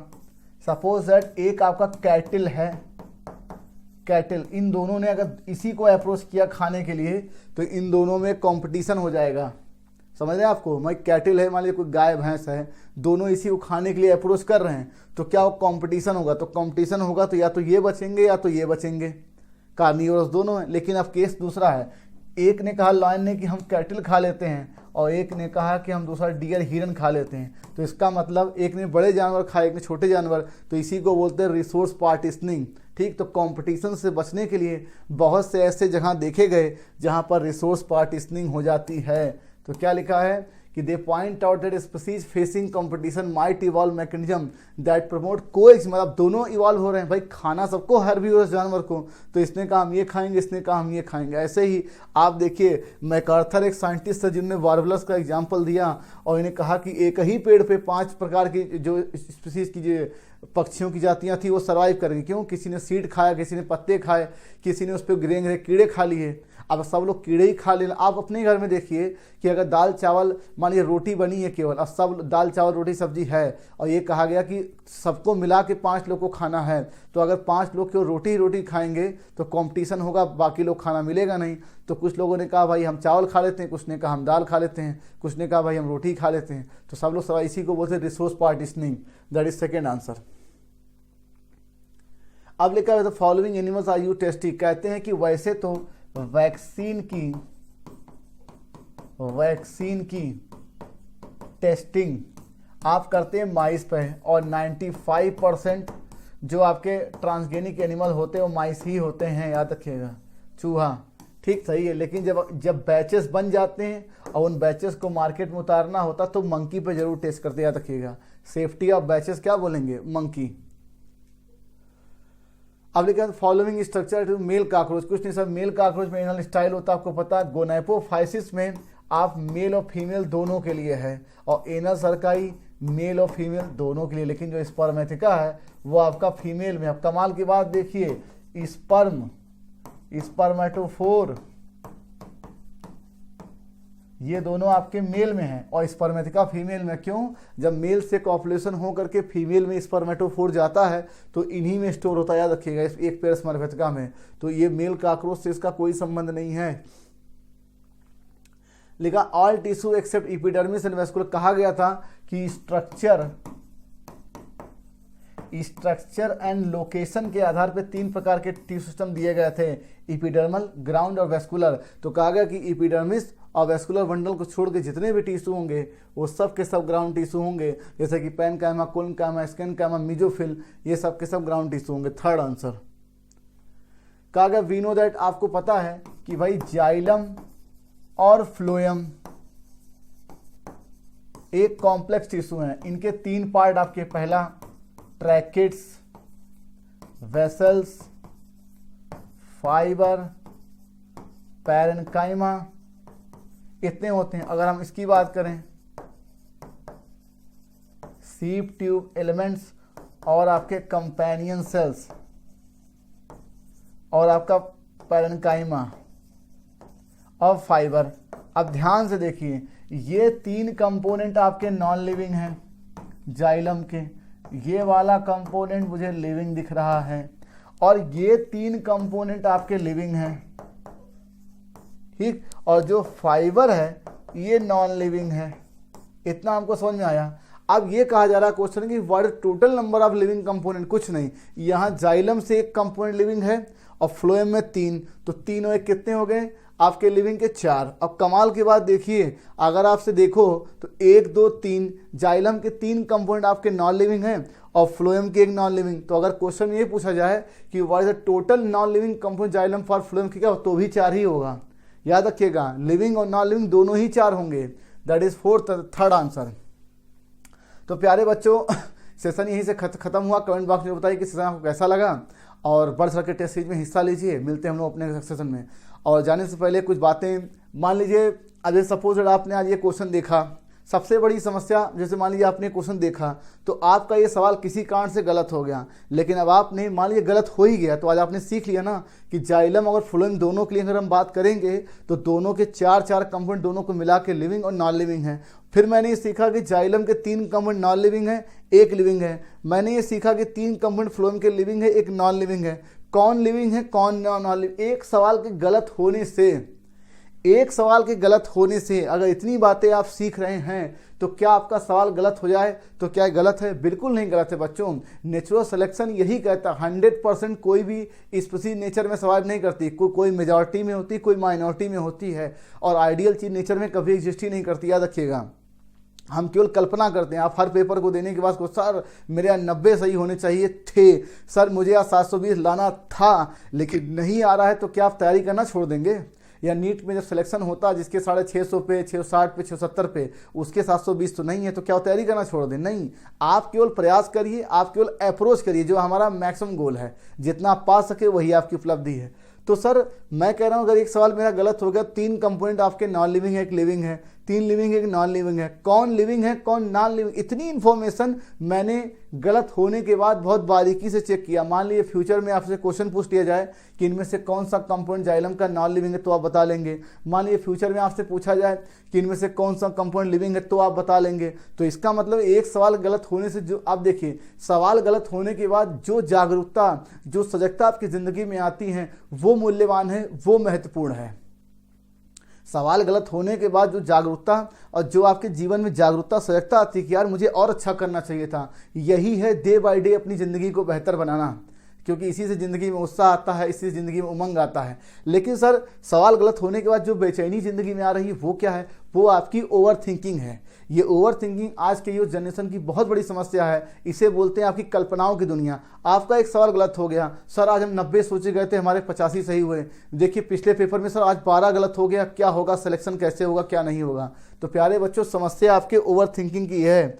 अब ये ओवर थिंकिंग है क्या चीज़? मैं कह रहा हूँ आपका नीट का एग्ज़ाम यहाँ आपका 4 मई को है, मतलब मई के महीने, मई के पहले वीक में, और अभी भी आप कितने टोटल 120 दिन अभी भी आपके पास हैं, 120 डेज। आज आपका एक पेपर हुआ, उसमें आपके 5 सवाल गलत हो गए और पिछले पेपर में आपके मान लीजिए 9 गलत हो गए। फिर अगला आपने दिया, आपके 4 गलत हो गए। तो आप गलती ये कर रहे हो कि ये जो 4 गलत हो रहा है, ये 5 गलत हो रहा है, 9, इससे आप इसको जोड़ रहे हो कि सिलेक्शन होगा कैसे हो कैसे नहीं। ये ओवर थिंकिंग है। बात को समझिए, अभी आपके पास 120 दिन है और 2-4 सवाल गलत हो उससे कोई दिक्कत नहीं। आप बस ये सोचो कि सवाल गलत हुआ है तो मैं अगर उससे कुछ सीख रहा हूँ, कुछ बेटर कर रहा हूँ, तो जाहिर सी बात है उस सवाल के गलत होने से जो मेरे नंबर घटे वो उतना सिग्निफिकेंट नहीं है जितना कि मैंने उस सवाल गलत होने से नई चीज़ें सीखी, नई संभावनाएं पाई, नया अप्रोच पाया, नया विजन, नया मिशन पाया, नया नज़रिया पाया। वो ज़्यादा मेरे लिए महत्वपूर्ण है बच्चों। इसलिए ये तरीका ज़िंदगी, और ऐसे भी कोई भी काम ज़िंदगी में आप करेंगे, जितने मरीज आपके पास आएंगे डॉक्टर बनने के बाद, तो क्या सबको आप ठीक कर लेंगे? भाई कुछ आपसे अनसेटिस्फाइड भी रहेंगे, कुछ आपसे नहीं ठीक होंगे, तो क्या आप इलाज करना छोड़ देंगे? केवल अपने आप को डे बाय डे हर दिन ज़िंदगी से कुछ सीखते रहना है और कुछ ना कुछ बेहतर करते रहना है। इसी का नाम ज़िंदगी है। बात को समझिए, कोई 100% आइडियल समाज में है ही नहीं। ठीक है, तो बच्चों आज जो आप लोग की सबसे बड़ी समस्या है वो आपकी ओवर थिंकिंग ही है। सर ये ओवर थिंकिंग की वजह से हमें डिप्रेशन हो जाता है। इसी ओवर थिंकिंग की वजह से जीवन में आपको फ्रस्ट्रेशन आ जाता है कि अरे यार क्या सपना लेके शहर आए, कहीं सिलेक्शन होगा, घर वाले क्या कहेंगे, मोहल्ले वाले क्या कहेंगे, ठीक है, दोस्तों क्या मुंह दिखाएंगे, समाज को क्या मुंह दिखाएंगे, कई चीज़ें। और इसी ओवर थिंकिंग की वजह से आप कल्पनाओं की दुनिया में रहते हैं। आपको पेपर देने से डर लगता है। अभी एक पेपर बच्चों का थोड़ा नंबर कम आया, अरे सर पेपर देने का मन नहीं कर रहा, हम क्या करें, हम टेस्ट नहीं देंगे, हमारे नंबर घट गए। तो ये भूल रहे हैं कि आपके एक पेपर के चक्कर में अभी आपके पास मोर देन 50+ टेस्ट हमारी इंस्टीट्यूट की तरफ से कराया जाएगा, आप उसे छोड़ रहे हो। तो आप एक पेपर के चक्कर में जो 50 पेपर आने वाले हैं उन पे आप प्रभाव डाल रहे हो, ये आपकी गलती है। तो बच्चों आपको ओवर थिंकिंग से लड़ना है। अब ये समस्या है क्या? वैसे भी जीवन ना तो अतीत में है, जीवन ना भविष्य में है, जीवन इस पल का अनुभव है। आपके रोना रोने से ना तो आपके अतीत की गलतियां सुधर सकती हैं और आपकी चिंता करने से ना आपका भविष्य बदल सकता है। इसलिए अतीत का रोना आपका भविष्य, आपका भूतकाल नहीं चेंज कर सकती, और भविष्य का चिंता करने से आपका भविष्य निश्चित नहीं हो सकता, आपके अनुरूप नहीं हो सकता। बात को समझ लिए। इसलिए कहा गया कि जो अपने समर्थन और विरोध को एक समान समझता है, जो अपने दुख और सुख को एक समान समझता है, जो उचित वही उचित अनुचित में डिफ्रेंशिएट कर पाता है कि हाँ भाई ये है चीज़। मैं कह रहा हूँ एक सवाल आपका गलत हो गया, चलो ठीक है भाई, आपको लगा गलत हो गया, लेकिन जो आपने सीखा और जो आपने नज़रिया पाया वो उचित है। तो आपको ये चीज़ ढूंढना पड़ेगा, आपको डिफ्रेंशिएट करना होगा कि जीवन में कौन सी चीज़ मेरे लिए उचित है, कौन सी अनुचित है। ये आपको अपने मन, अपनी चेतना से करना होगा, अपने विजडम को डेवलप करना होगा।